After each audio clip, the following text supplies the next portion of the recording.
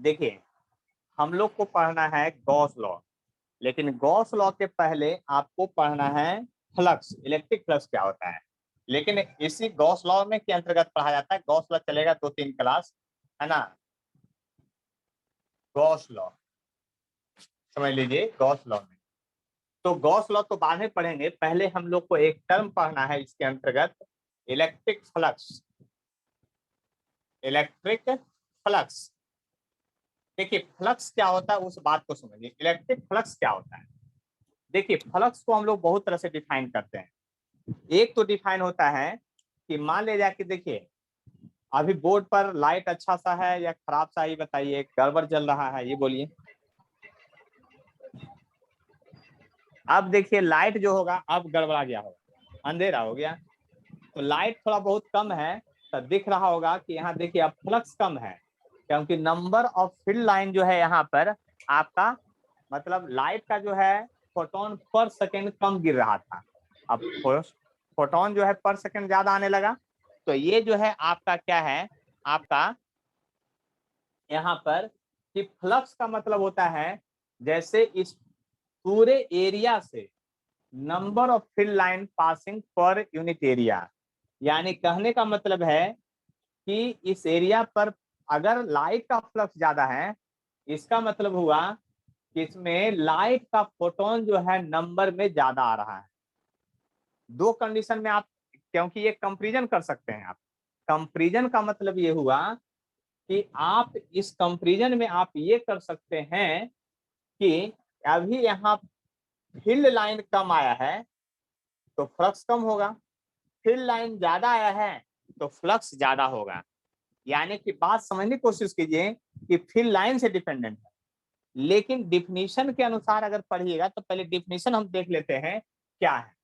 इसको सबसे पहले फाई से डिनोट करते हैं, है ना। और कहा गया है यह एक स्केलर क्वांटिटी है, it is a scalar quantity है,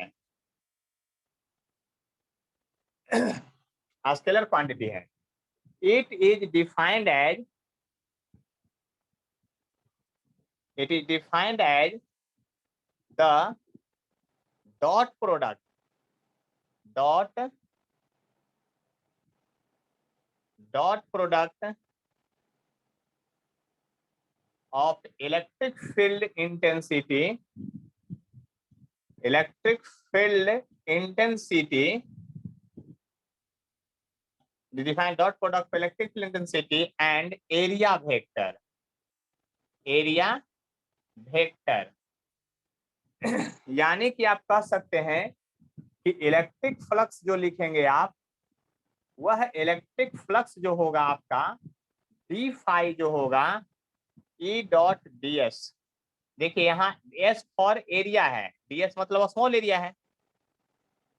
अगर कहीं टोटल इलेक्ट्रिक फ्लक्स निकालना हो, टोटल इलेक्ट्रिक फ्लक्स यदि निकालना हो तो उसका फाई से डिनोट करेंगे और इंटीग्रेशन होगा ई डॉट डी एस का। तो electric field constant area vector का इंटीग्रेशन होगा यहाँ पर। तो फ्लक्स का फॉर्मूला आप लिख सकते हैं ई डॉट एस भी लिख सकते हैं, क्योंकि आपको पता है डीएक्स का इंटीग्रेशन एक्स होता है, डीवाई का बाई होता है, तो डीएस का एस होगा। इसको अगर वेक्टर फॉर्म से हटाते हैं तो ई एस कॉस थीटा भी होगा। इस बात को समझ लीजिए, इस बात को अच्छी तरह से समझ लीजिए हम क्या कहना चाह रहे हैं। जो बात को समझिए, अगर कोई प्रॉब्लम है तो हमको बतलाइए कि यहाँ पर क्या है। यानी इलेक्ट्रिक फ्लक्स का डिफिनीशन है electric field into area vector. Electric field into क्या, आपका एरिया वेक्टर। इस बात को समझ लीजिए। अब लेकिन ऐसा नहीं है, आपको इसमें बहुत सोचना पड़ेगा, बहुत तरह से वर्क करना पड़ेगा आपको। इस बात को समझ लीजिए अच्छी तरह से, क्या करना पड़ेगा, बहुत तरह से। आप इंटीग्रेशन में क्वेश्चन अच्छा से बोलिए। सर लिमिट आप उसमें नहीं लिखे। तो लिमिट अभी आएगा क्वेश्चन में ना, फॉर्मूला में कहाँ से आएगा। क्वेश्चन आएगा तब लिमिट आएगा, अभी दे रहे हैं लिमिट, है ना, लिमिट वाला वहाँ क्वेश्चन रहेगा। इंटीग्रेट किया वहां पे। हाँ वहीं पे क्वेश्चन आएगा तब ना, अभी तो फार्मूला डेरिवेशन है, डी एक्स का इंटीग्रेशन एक्स हो गया। 0 to s होगा, टोटल सरफेस एरिया निकाल दिए, है ना। किसी चीज को इंटीग्रेट करेंगे तो टोटल वैल्यू मिलेगा, और टोटल वैल्यू को हम लोग एस से डिनोट कर दिए यहाँ एरिया को। क्वेश्चन में आ जाएगा आपका सारा कुछ, एनसीईआरटी एससी ब्रह्मास्त्र सब में आ जाएगा आपका, ठीक है। लेकिन यहाँ बात पहले समझने की कोशिश करते हैं कि यहाँ पर हम क्या क्या समझना चाहते हैं। देखिए फ्लक्स कब कब होगा, कब कब नहीं होगा।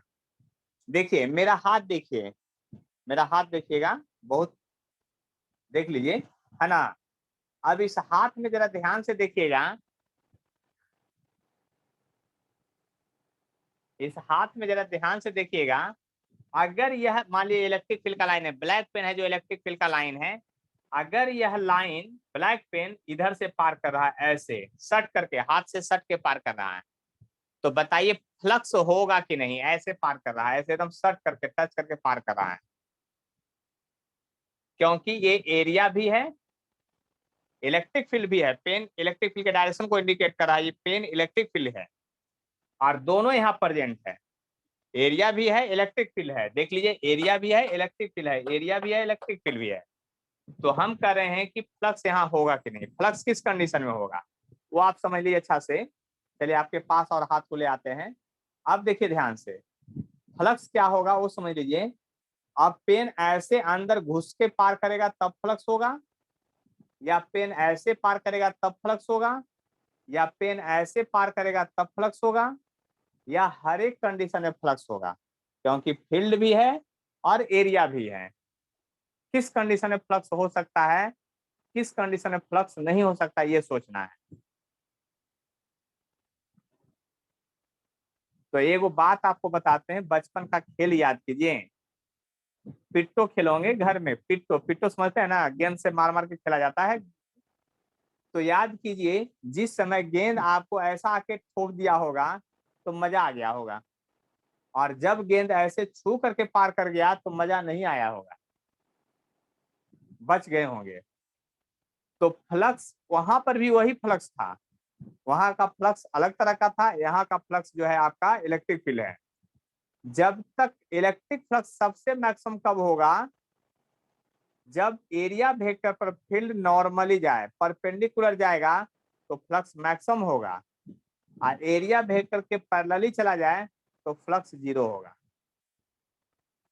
देख लीजिए ध्यान से, तब फ्लक्स नहीं होगा।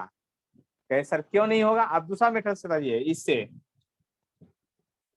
ये जो है इलेक्ट्रिक फील्ड, और एस फॉर एरिया है, और थीटा एंगल है। एस फॉर क्या है, सरफेस एरिया है, सरफेस एरिया है। अब बताइए सरफेस एरिया यदि वेक्टर क्वांटिटी है तो उसका डायरेक्शन किधर होगा। तो याद कीजिए ध्यान से, अगर आपका ये सरफेस है तो अभी इसका एरिया वेक्टर का डायरेक्शन ये होगा। अगर सरफेस आप ये कर दिए हैं ऐसे, तो एरिया वेक्टर का डायरेक्शन होगा ऐसे।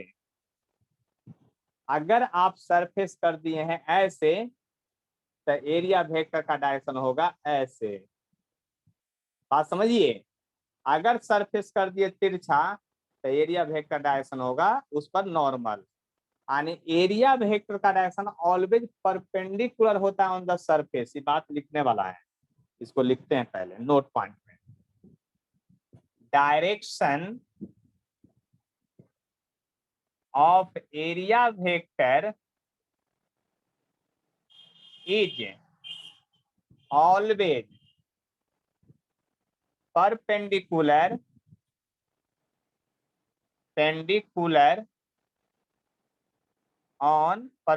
ऑन द क्या, surface. Direction of area vector is always perpendicular on the surface. Surface पर क्या होगा, ऑलवेज परपेंडिकुलर होगा। आप जरा ध्यान से देखिए, तब अगर एरिया ये है, मान लिया ऐसे बनाते हैं, अगर एरिया ये है तो इसका एरिया वेक्टर का डायरेक्शन ये हुआ। अब देखिए, अगर कोई फील्ड लाइन ऐसे पार कर रहा है सरफेस एरिया से टच होकर के ऐसे, तो बताइए दोनों में एंगल कितना, खुद सोचिए आप लोग, दोनों में एंगल कितना, 90। तो cos 90 कितना, देख लीजिए फार्मूला में cos जीरो। तो वही तो बोल रहे थे कि अगर ऐसे पार करे तो आपका फ्लक्स जीरो होगा, और ऐसे पार करेगा तो फ्लक्स मैक्सिमम होगा। जब ऐसे पार करेगा तो बच्चे दोनों के बीच का एंगल या तो 0 डिग्री होगा या तो 180 डिग्री होगा, पैरेलल एंटी पैरेलल में। तो आप बात समझिए, 0 और 180 डिग्री होगा। तो आप खुद समझने की कोशिश कीजिए अब यहाँ पर कि दोनों ही केस में ये -1 और 1 होता है। तो मैग्नीट्यूड की बात करेंगे, स्केलर क्वांटिटी है, इसलिए आप समझ सकते हैं कि मैक्सिमम कब होगा। यानी कि एरिया वेक्टर के परपेंडिकुलर अगर इलेक्ट्रिक फील्ड जा रहा है तो फ्लक्स आपका क्या होगा, मैक्सिमम होगा। और नहीं तो फ्लक्स आपका क्या होगा, आपका पैरेलल जाएगा तो 0 होगा और वह मिनिमम होगा। यहाँ मिनिमम माइनस में नहीं होगा क्योंकि स्केलर क्वांटिटी है। लेकिन एक बात और आपको छूट गया है, वो आप लोग से पूछ लेते हैं, इसका एसआई यूनिट क्या होगा? इसका एसआई यूनिट क्या होगा, ये सोचिए, इसका एसआई यूनिट क्या होगा? तो देखिए, इसका जो एसआई यूनिट होना होगा, SI unit of electric flux, electric flux is, ज्यादा कुछ मत कीजिए, न्यूटन पर कूलम, न्यूटन पर कूलम मीटर स्क्वायर होगा। क्योंकि इलेक्ट्रिक फील्ड का होता है फोर्स बाय चार्ज, न्यूटन पर कूलम होगा इनटू मीटर स्क्वायर होगा। कोई परेशानी है तो बोलिए। सर ये परपेंडिकुलर कैसे होता है? अच्छा, ये तो आपको याद करना है। नॉर्मल एन कैप पढ़े हैं, n cap, n cap yes से हम सर। लोग यूनिट परपेंडिकुलर वेक्टर दिखाते हैं। नॉर्मल यूनिट परपेंडिकुलर वेक्टर होता है, परपेंडिकुलर वेक्टर होता है। और ये बचपन से आप पढ़ते आए हैं, लेकिन आपको कोई समझाने वाला नहीं मिले था। लाइट पढ़े हैं, लाइट में याद कीजिए कि नॉर्मल के साथ ही हम लोग एंगल क्यों मेजर करते हैं, बताइए जल्दी से। है ना, लाइट में प्लेन पर पहले नॉर्मल दिखाते थे और एंगल उसके साथ मेजर करते हैं कि प्लेन से, तो नॉर्मल से मेजर करते हैं। तो नॉर्मल से क्यों मेजर करते हैं, क्योंकि आप याद कीजिए वो प्लेन सरफेस का जो वेक्टर का डायरेक्शन है, डायरेक्शन जिसकी बात करते हैं ना, वो नॉर्मली होता है। याद कीजिए वो नॉर्मली होता है, और रे का भी डायरेक्शन ऐसे है, इसलिए दोनों के बीच का एंगल थीटा मेजर करते हैं हम लोग। तो आपका एरिया वेक्टर जहां भी होगा, एरिया का डायरेक्शन ऑलवेज परपेंडिकुलर होता है। ये समझने वाली बात भी है और एक्सपेरिमेंट में भी जानने वाली बात है।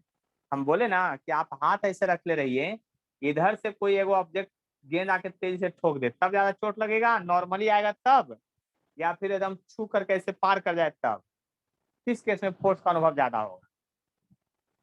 ये अनुभव पर हम लोग का फिजिकल क्वांटिटी डिफाइन किया जाता है, अनुभव। और हमारे साइंटिस्ट लोग जो जितना ज्यादा अनुभव किए हैं उतना ज्यादा डिफाइन किए हैं, है ना। और हम तो दूसरे का ही फीस पढ़ाते हैं, अपना फीस तो बात ही नहीं करते हैं, है ना, क्योंकि अपना फीस मेरा तो कुछ है ही नहीं। तो आगे बढ़े थोड़ा सा, देख लिए, बात समझ लीजिए, थोड़ा सा आगे बढ़ते हैं अब। ठीक है, तो एक आध क्वेश्चन हो जाए, स्क्रीन शॉट लेना है तो जल्दी से ले लीजिए। एक आध क्वेश्चन अभी तुरंत का तुरंत देख लेते हैं हम लोग, है ना। देखिए, अब जो क्वेश्चन है वो क्वेश्चन क्या है उसको समझ लीजिए अच्छी तरह से।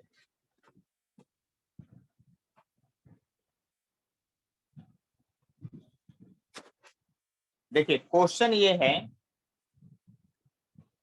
कि आपका क्वेश्चन में दिया हुआ है electric field, field intensity, electric field intensity in a place is given by, एक प्लेस पर इलेक्ट्रिक फील्ड गिवन बाय, दिया हुआ इलेक्ट्रिक फील्ड बराबर 10I plus 30J and area 10 metre square, 10 metre square along YZ axis, along YZ axis, full stop. Find electric flux through this area. Find electric flux through this area. इस question को जल्दी से आप लोग को बनाना है, fast में एकदम, और सॉल्यूशन हमको बतलाना है, तभी काम चलेगा।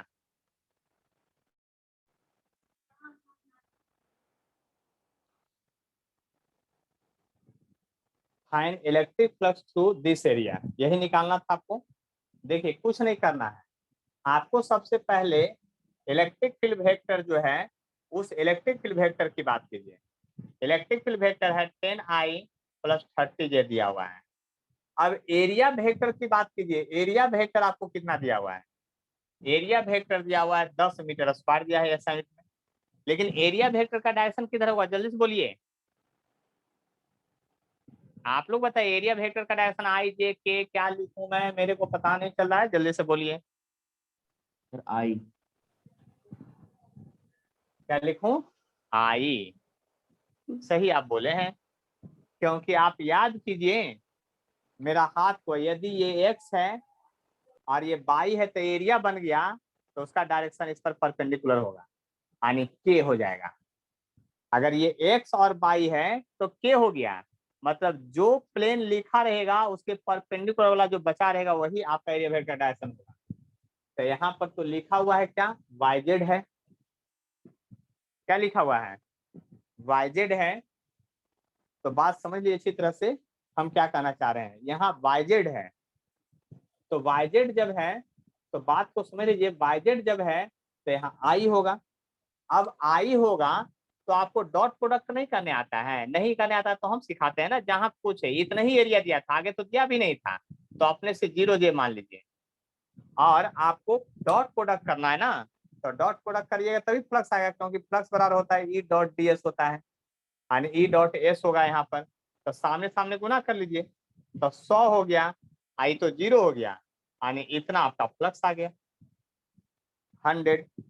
यानी 30 यहाँ डाटा फालतू में दिया था, उसका कोई यूज होने वाला नहीं है। अगले क्लास में इसी पर तो धमाल होगा, है ना। क्वेश्चन भेज देंगे। देखिए इस पे बहुत सारा क्वेश्चन है, SC वर्मा, NCERT असाइनमेंट जो भेजेंगे उन सभी का आपको एक साथ ले करके बैठना है, ठीक है।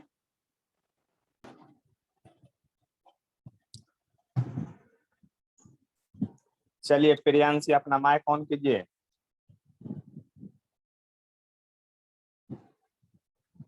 Yes sir. इलेक्ट्रिक फ्लक्स का फॉर्मूला बोलिए।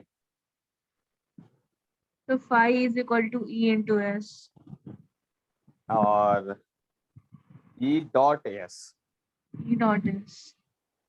तो बताइए कि ES cos थीटा में थीटा क्या होता है?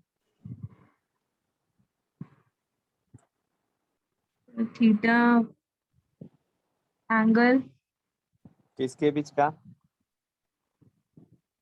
सर इलेक्ट्रिक फील्ड और एरिया वेक्टर। चलिए ठीक है। Gaurav Kumar, yes sir. आप बताइए, अगर एरिया YZ प्लेन में हो, YZ प्लेन एरिया हो, तो उसका डायरेक्शन क्या होगा उस एरिया का? सर आई वेक्टर के लॉन्ग। ठीक है, तो SC वर्मा का पेज नंबर 141 निकालिए आप लोग। 141।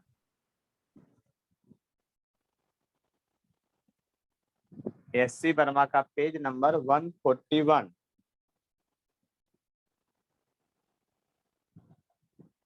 141 पेज नंबर है, और क्वेश्चन नंबर है पहला। देखिए इसमें क्वेश्चन में कह रहा है आपका कि इलेक्ट्रिक फील्ड जो है E दिया हुआ है क्वेश्चन में, देख लीजिए 3/5 E0 दिया हुआ है, 3/5 E0 दिया हुआ है I कैप। उसके बाद दिया है 4/5 E0 जे कैप दिया हुआ है, और ई नॉट का वैल्यू दिया है 2 इंटू 10⁻³ यानी सीधा सीधा लिख दीजिए 2 इंटू 10⁻³ तो 6/5 इंटू 10⁻³ आई कैप, और 8/5 इंटू 10⁻³ जे कैप है। कहता है एरिया वेक्टर जो दिया हुआ है वह क्या दिया हुआ है, 0.2 मीटर स्क्वायर है, 0.2 मीटर स्क्वायर है, और कहता है कि वाईजेड प्लेन है, तो वाईजेड प्लेन का एरिया क्या होगा, आई कैप में होगा, अभी परपेंडिकुलर होता है। कहता है टोटल फ्लक्स निकालिए, तो फ्लक्स का फॉर्मूला आपको पता है, ई डॉट एस होता है, डॉट प्रोडक्ट होता है। तो डॉट प्रोडक्ट में क्या होता है, जिसके सामने कुछ नहीं लिखा रहता उसको हम लोग ऐसे लिख देते हैं, आप प्लस को आई को सामने आई या जे के सामने जे से मल्टीप्लाई करते हैं। तो यहाँ से देखिए इसको जब मल्टीप्लाई कीजिएगा तो 1.2/5 इंटू 10⁻³ हो जाएगा, क्योंकि फ्लक्स स्केलर क्वांटिटी है इसलिए डायरेक्शन अब नहीं होगा, और ये क्या होगा आपका 0 हो जाएगा। यानी टोटल फ्लक्स निकालने के लिए आप देख लीजिए क्या होगा, यहाँ पर 2.4 इंटू 10⁻² होगा, न्यूटन पर कूलम मीटर स्क्वायर इसका यूनिट हो जाएगा। टोटल फ्लक्स निकालने के लिए कह रहा था, बात समझ लीजिए इसी तरह से, ठीक है। देखिए ये था फ्लक्स निकालने का तरीका, हम पहले बता दिए थे। फ्लक्स जब भी निकलेगा उसमें आपको एरिया वेक्टर का डायरेक्शन का खास ख्याल रखना पड़ेगा, ठीक है। तो अब थोड़ा सा हम आगे चलते हैं, ये क्वेश्चन समझ में आ गया आप लोग को कि फ्लक्स कैसे निकालते हैं, इलेक्ट्रिक फ्लक्स क्या होता है। तो अब गॉस लॉ पर आते हैं, गॉस लॉ के स्टेटमेंट पर जाएंगे। देख लीजिए, बात समझ लीजिए इसी तरह से, किन्हीं को कष्ट है तो बोलिए, नहीं तो हम आगे बढ़ेंगे। ये आगे समझ में कि फ्लक्स कैसे निकलेगा, जब भी निकलेगा तो हर हाल में फॉर्मूला याद कीजिए इलेक्ट्रिक फ्लक्स का, और उसके बाद सीधा डॉट प्रोडक्ट कर दीजिए, तभी जाके आपका क्वेश्चन बनेगा।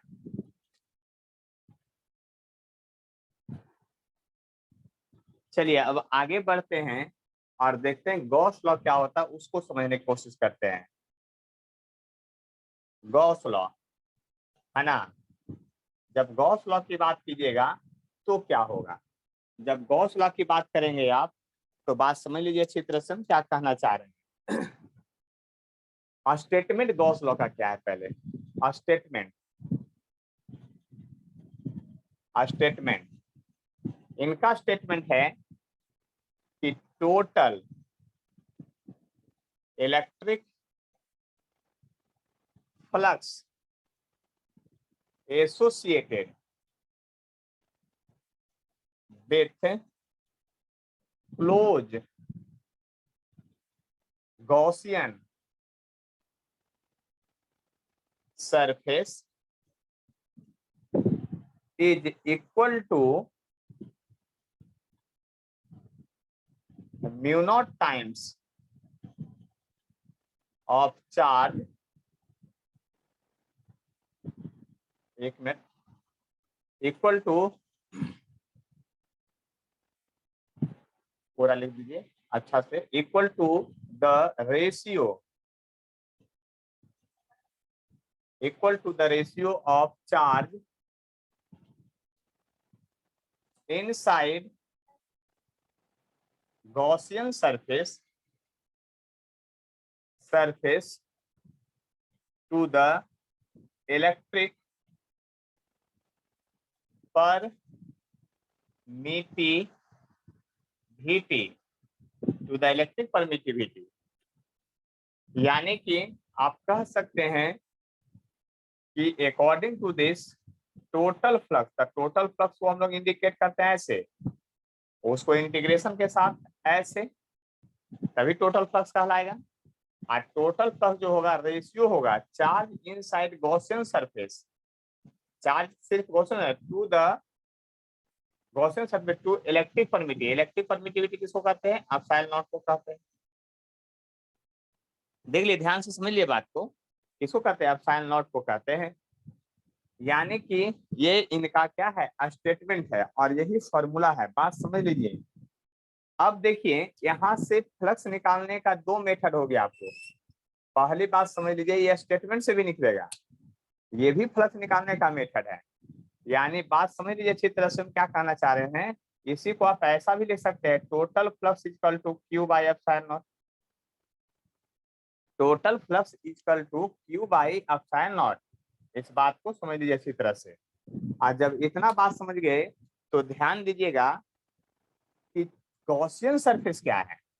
तो गॉसियन सरफेस के अंदर का चार्ज लेना। गॉसियन सरफेस एक इमेजिनरी सरफेस है, और चार्ज अगर यहाँ पर बाहर में प्रेजेंट है, एक चार्ज Q2 वो 2 माइक्रोकूलम का है, और एक Q1 जो है यहाँ प्रेजेंट है जो 3 माइक्रोकूलम का है, और Q3 जो यहाँ प्रेजेंट है -2 माइक्रोकूलम का है।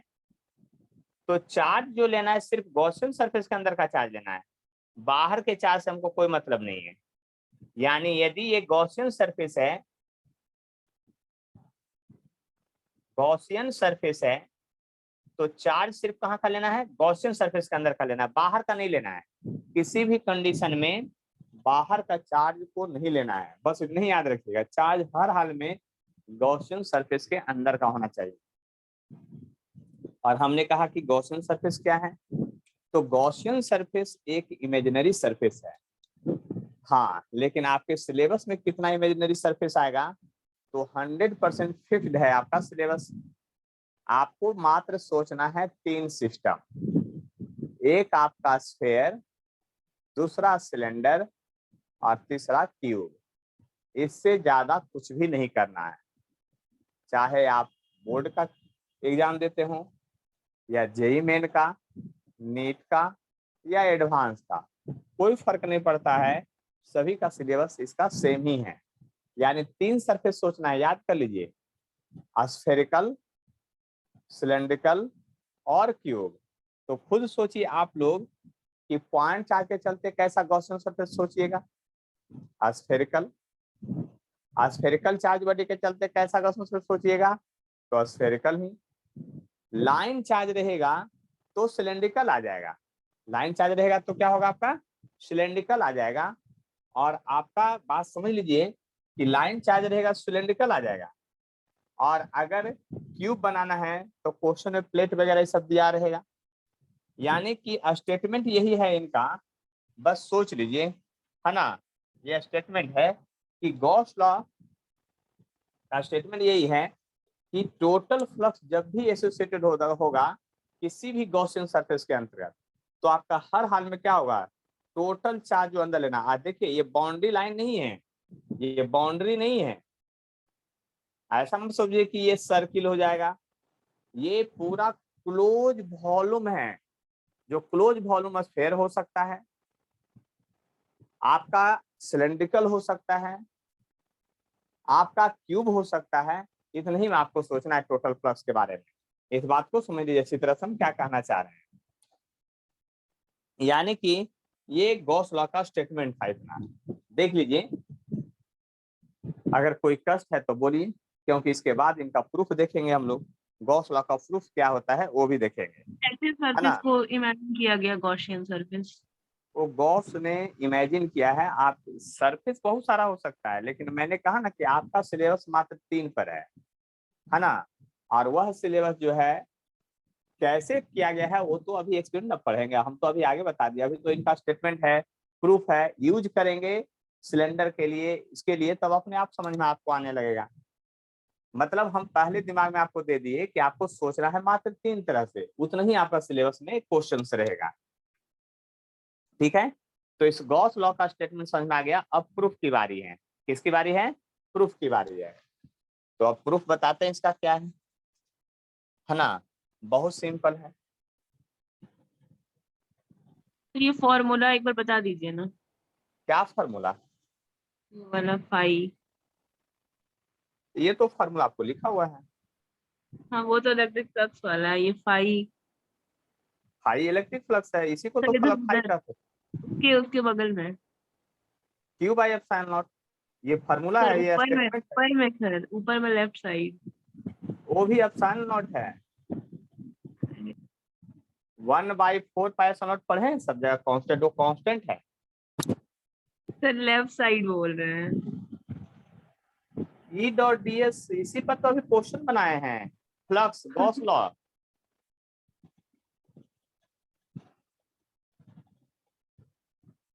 ये तो स्टेटमेंट है आपका, स्टेटमेंट याद करना पड़ेगा, नहीं लॉ दिया गया सर है ई गॉस के डॉट द्वारा। डीएस के बगल में जो फाइल लिखे थे उसका बात कर रहे हैं।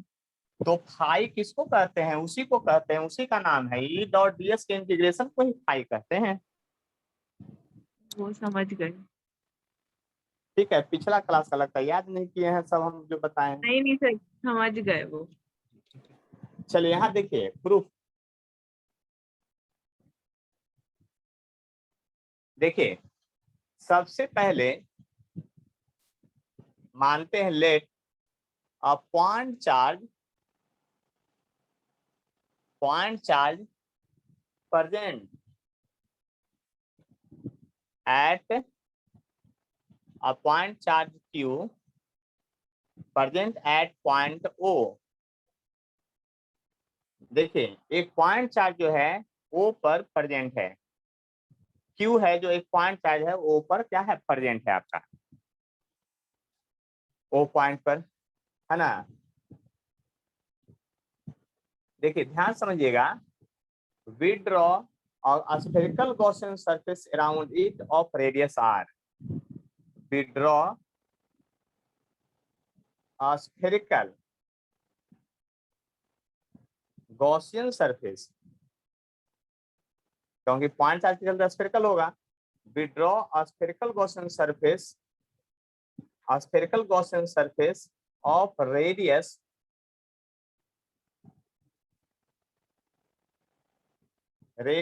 r। इसके चारों तरफ एक स्फेरिकल गॉसियन सरफेस बना रहे हैं, उसका रेडियस जो है आपका क्या है, r। मतलब इसकी रेडियस r है, स्फेरिकल गॉसियन सरफेस बनाए हैं। ये क्या है आपका, स्फेरिकल गॉसियन सरफेस है, स्फेरिकल है, गॉसियन सरफेस है, गॉसियन सरफेस बनाए हैं जिसका रेडियस r है। देखिए अब इस पॉइंट चार्ज है तो यहाँ से इलेक्ट्रिक फील्ड निकलेगा, तो इलेक्ट्रिक फील्ड हमेशा स्टेट निकलता है, ये बात पहले पढ़ चुके हैं। जहां से भी निकलेगा एकदम सीधा पॉइंट चार्ज निकलता है, और पॉइंट जब भी एक्सपेरिमेंट हम लोग करते हैं तो याद कीजिए पॉजिटिव चार्ज से करते हैं, तो इलेक्ट्रिक फील्ड तो आपका इसी तरह से निकलेगा चारों तरफ। ऐसा कि है नहीं कि नहीं निकलेगा, पॉइंट चार्ज से इलेक्ट्रिक फील्ड इंटेंसिटी तो बाहर होगा ही हर हाल में इसी तरह से। अब हम 4 लाइन बनाए तो आपको 4 ही नहीं, आप तो हजारों लाइन हो सकता है, लाखों लाइन हो सकता है इसमें, है ना। लेकिन we draw a spherical Gaussian surface of radius r। Also आप क्या जानते हैं, we know that electric field intensity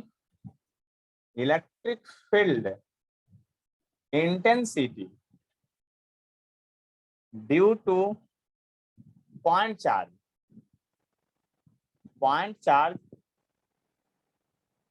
आप क्या जानते हैं, तो इलेक्ट्रिक फील्ड इंटेंसिटी का फॉर्मूला आप जानते हैं, Q/4πε0r²। ये फॉर्मूला आप पढ़ चुके हैं पॉइंट चार्ज के चलते पहले ही। यानी कि इलेक्ट्रिक फील्ड इंटेंसिटी का फॉर्मूला ये होता है, यानी कि आप जो गॉसियन सरफेस बनाए हैं उसके सरफेस के पॉइंट पर, यानी इस पॉइंट पर इलेक्ट्रिक फील्ड का जो वैल्यू होगा, इस पॉइंट पर जो इलेक्ट्रिक फील्ड का वैल्यू होगा, इस पॉइंट का इलेक्ट्रिक फील्ड का वैल्यू होगा जो ये होगा। सोच लीजिए हम गॉसियन सरफेस जरूर बनाए थे, लेकिन यहाँ पर बात समझिए अच्छी तरह से हम क्या कहना चाह रहे हैं। We know that electric field intensity due to point charge E equal to Q/4πε0r²। बात को समझिए इसी तरह से हम क्या कहना चाह रहे हैं, बहुत सिंपल है, बहुत भारी नहीं है। यानी कि समझ सकते हैं सबसे पहले गॉस लॉ का प्रूफ में कि हम एक पॉइंट चार्ज लिए जो O पॉइंट पर है, उसके चारों तरफ एक गॉसियन सरफेस बनाए, स्फेरिकल है जिसका रेडियस r है, और हम लोग को पता है कि वहां पर इलेक्ट्रिक फील्ड इंटेंसिटी का फॉर्मूला क्या होता है। अब देखिए गॉस लॉ का स्टेटमेंट क्या था, बाय गॉस लॉ। तो गॉस लॉ से चलिएगा तो क्या होगा, ई डॉट डी एस का इंटीग्रेशन यानी total flux equal to Q/ε0 था। यह स्टेटमेंट है गॉस लॉ का, हम इसका प्रूफ पढ़ने जा रहे हैं। इसलिए LHS में जो लिखा हुआ है उसको लिखते हैं। सबसे पहले LHS बराबर लिखा हुआ है E.ds का इंटीग्रेशन और टोटल फ्लक्स। अब बता आपको चल जाएगा कि इलेक्ट्रिक फील्ड बाहर निकल जाएगा, क्योंकि जिस पॉइंट पर निकालना चाहते हैं, जिस गॉसियन सरफेस के निकालना चाहते हैं, उसके हर एक पॉइंट पर इलेक्ट्रिक फील्ड आपका सेम है, यानी कांस्टेंट है। देख लीजिए सभी जगह इलेक्ट्रिक फील्ड सेम हुआ, क्योंकि पॉइंट चार्ज से सबका दूरी r है। तो बच गया अंदर की ओर जो आपका ds बच गया, इसी का इंटीग्रेशन बच गया। और आपको ये भी पता है कि ds छोटा एरिया है, इंटीग्रेट करेंगे तो टोटल एरिया मिलेगा। क्या मिलेगा? आपको टोटल एरिया मिलेगा। तो आपको पता है स्फीयर का टोटल सरफेस एरिया का फॉर्मूला? बोलिए जल्दी से, स्फीयर का सरफेस एरिया का फॉर्मूला बोलिए।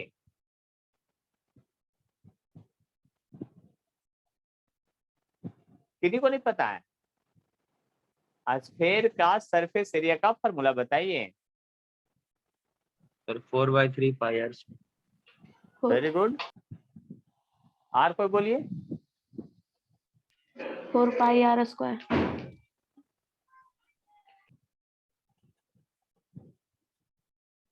हम आवाज नहीं सुने हैं। चलिए इलेक्ट्रिक फील्ड का फॉर्मूला, हाँ चलिए सही है।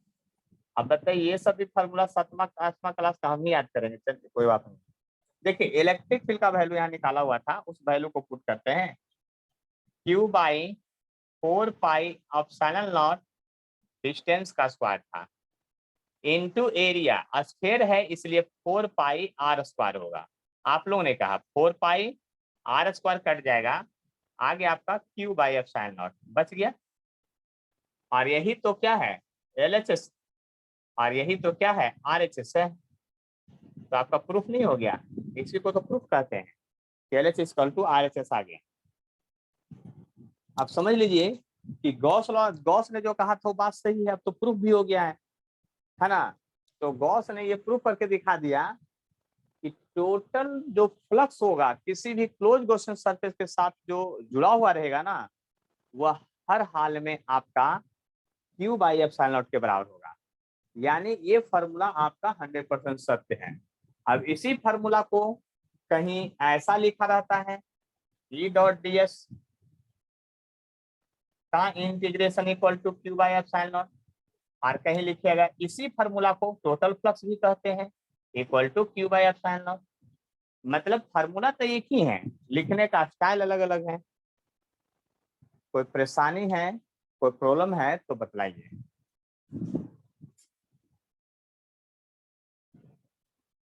अगर नहीं है तो SC Verma page number 141 question number, सबसे पहले जो मैं बताऊंगा वह क्वेश्चन नंबर होगा दूसरा, फिर छठा, सॉरी दूसरा, पांचवा, छठा, सातवां और आठवां। ठीक है, देखिए मैं लिख दे रहा हूं इधर कौन कौन क्वेश्चन बताएंगे अभी जो हम, वो देख लीजिए ध्यान से अच्छी तरह से, है ना। अभी तुरंत बताएंगे, आप लोग को 5 मिनट का टाइम देंगे देखने के लिए। ऐसा नहीं है कि हम ही केवल बोलते रहेंगे, है ना, फिर पूछने का भी मौका मिलेगा। सबसे पहले SC वर्मा का पेज नंबर जो है, SC वर्मा पेज नंबर लिख देता हूं 141 है। अब क्वेश्चन नंबर की बात कीजिए, कौन कौन अभी बताएंगे जो, तो अभी हम बोले हैं कि 2 नंबर बताएंगे, फिर आपको मैं 2 नंबर के बाद 5 नंबर बताऊंगा, 6 नंबर बताऊंगा, 7 नंबर बताऊंगा और 8 नंबर भी बताऊंगा। उसके बाद फिर थ्योरी चलेगा। इतना क्वेश्चन मैं अभी बताऊंगा। SC वर्मा का पेज नंबर का इतना क्वेश्चन, पेज नंबर भी लिखा हुआ है, क्वेश्चन नंबर भी लिखा हुआ है। आप लोग के पास 5-7 मिनट का टाइम है, सारा क्वेश्चन को पढ़िए और बनाने की कोशिश कीजिए जितना फास्ट हो सके आपको, है ना। फिर हम इसको डिस्कशन करेंगे।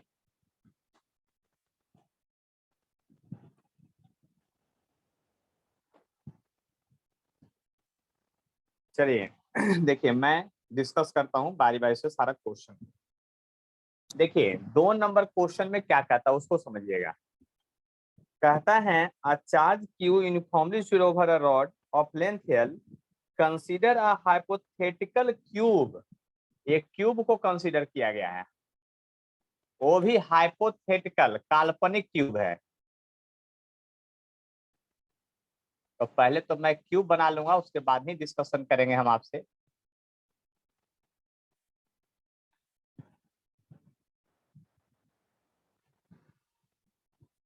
देखिए क्यूब बन गया, जिसका साइड क्वेश्चन में कहा है कि एल लेने के लिए, यानी इस क्यूब का साइड भी एल है, ऐसा क्वेश्चन में कहा लेने के लिए, यानी कि हर एक लेंथ जो है इसका एल है, ये क्वेश्चन में कहा है आपको लेने के लिए। फिर कहता है एक रॉड है जो फुल्ली चार्ज है, और उस रॉड का जो एक एंड है ना, वह एक एंड क्यूब के सेंटर पर है। देखिए हम 100% क्यूब के सेंटर पर बता रहे हैं, यही है। और कहता है उस रॉड की लंबाई भी एल है। तो क्वेश्चन में कहता है मिनिमम फ्लक्स क्या होगा ये बताइए। तो दिमाग लगाइए, मिनिमम फ्लक्स क्या होगा आप बताइए। मिनिमम फ्लक्स के लिए क्या करना पड़ेगा, खुद सोच लीजिए, मिनिमम फ्लक्स के लिए क्या करना पड़ेगा। तो याद कीजिए मिनिमम फ्लक्स लिए, अगर लेंथ एल है और रॉड की लंबाई एल है, मिनिमम फ्लक्स है।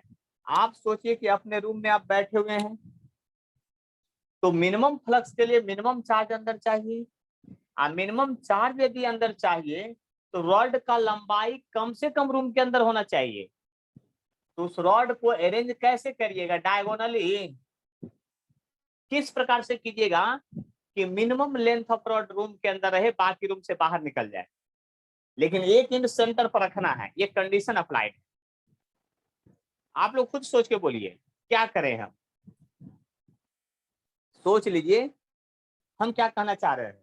हम ये कहना चाह रहे हैं कि मिनिमम लेंथ आपको रॉड का अंदर रहना। ये तो ज्योमेट्री है, 7वां क्लास का ज्योमेट्री है। क्यूब के अंदर एक छड़ी रखिए, वह छड़ी मिनिमम लेंथ रूम के अंदर रहना चाहिए, क्यूब के अंदर रहना चाहिए, जबकि एक इन सेंटर पर रहे। तो वह जो होगा हर हाल में यही होगा ऐसे, क्योंकि डायगोनली रखिएगा तो याद कीजिए डायगोनल की लंबाई √3a होता है, उसका हाफ कीजिएगा तो √3a/2 होगा।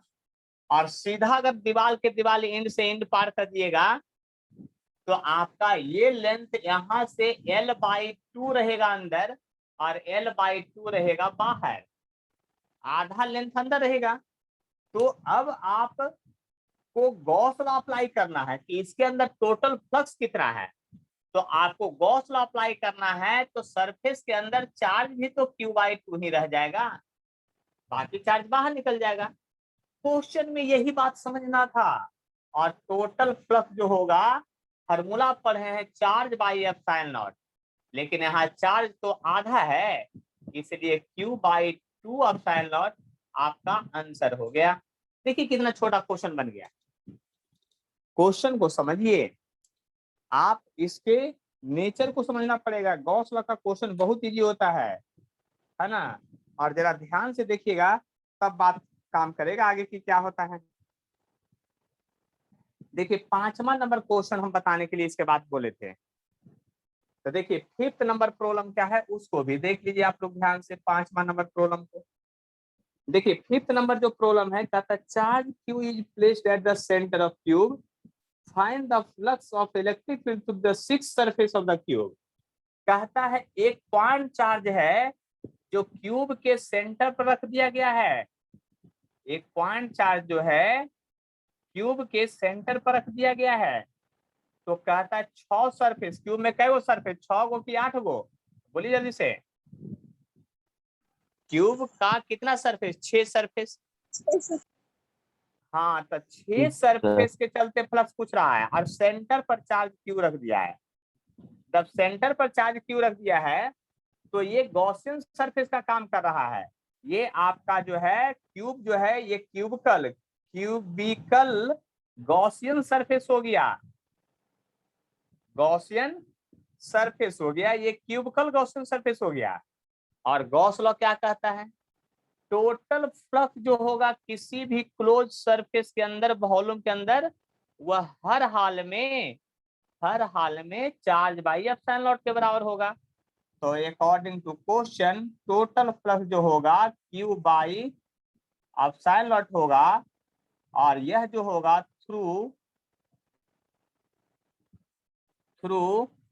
All 6 surface of cube. बात समझ लीजिए हम क्या कहना चाह रहे हैं, जो बात को समझिएगा। देखिए क्वेश्चन बहुत आसान है, क्योंकि चार्ज कह दिया आपको।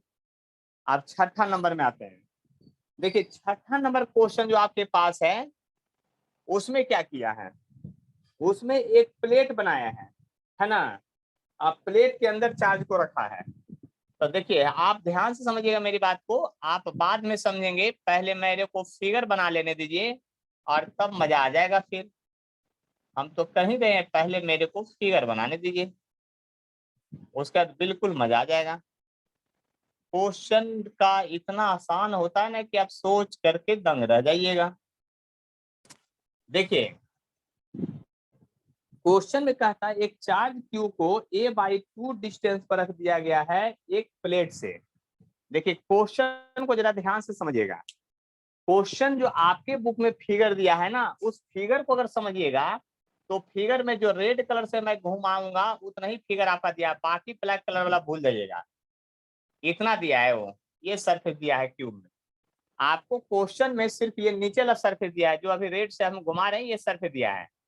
और इसके सेंटर से ये साइड आपका ए है, ये बात समझ लीजिए। ये साइड आपका ए है, ये बात समझ लीजिए। ये हाइट आपका ए है, ये बात समझ लीजिए, यानी क्यूब है। कहता है क्यूब इस प्लेट के सरफेस से a/2 दूरी, a/2 दूरी के सेंटर से जब फिगर बनाइएगा a/2 दूरी पर, और यहाँ पर एक चार्ज कैपिटल क्यू रख दिया गया है, एक चार्ज कैपिटल क्यू रख दिया गया है, बात समझ लीजिए, a/2 दूरी पर। और तब कहता है सिर्फ नीचे वाला सरफेस, यानी जिसको डॉटेड कर रहे हैं, इस सरफेस से फ्लक्स बताइए, ये सरफेस से सिर्फ फ्लक्स बना बताइए कि कितना होगा। इस सरफेस से सिर्फ फ्लक्स बताइए, जो उसको मैं डॉटेड कर रहा हूं इससे सिर्फ फ्लक्स पूछ रहा है। अब की बात एक सरफेस से, मतलब कह रहा है, सिंपल अगर बात समझिएगा तो आपको ये कह रहा है, यही बुक है, बस समझ लीजिए, देख लीजिए बुक यही है आपका, अच्छे से समझ लीजिए, है ना। और इस बुक पर जरा गौर कीजिएगा, इस यही एक प्लेट है, इस प्लेट के सेंटर पर एक पेन ऐसे रख दिया गया, और ये पेन की जो लंबाई है इसके साइड का आधा है, ऐसे भी दिख रहा है, साइड का आधा है, देख लीजिए। और उसके हाफ पर यहाँ पर एक चार्ज को कैपिटल क्यू को रख दिया है, इस पोजीशन पर चार्ज को कैपिटल क्यू को रख दिया है, ये टिप पर। और तब कहता है इस सरफेस के थ्रू फ्लक्स कितना होगा ये बताइए। तो आपको बताइए फ्लक्स निकालने के लिए आपके पास दो फार्मूला, एक तो इलेक्ट्रिक फील्ड गुने एरिया, जिसका क्वेश्चन पहले कर चुके हैं। अब electric field into area,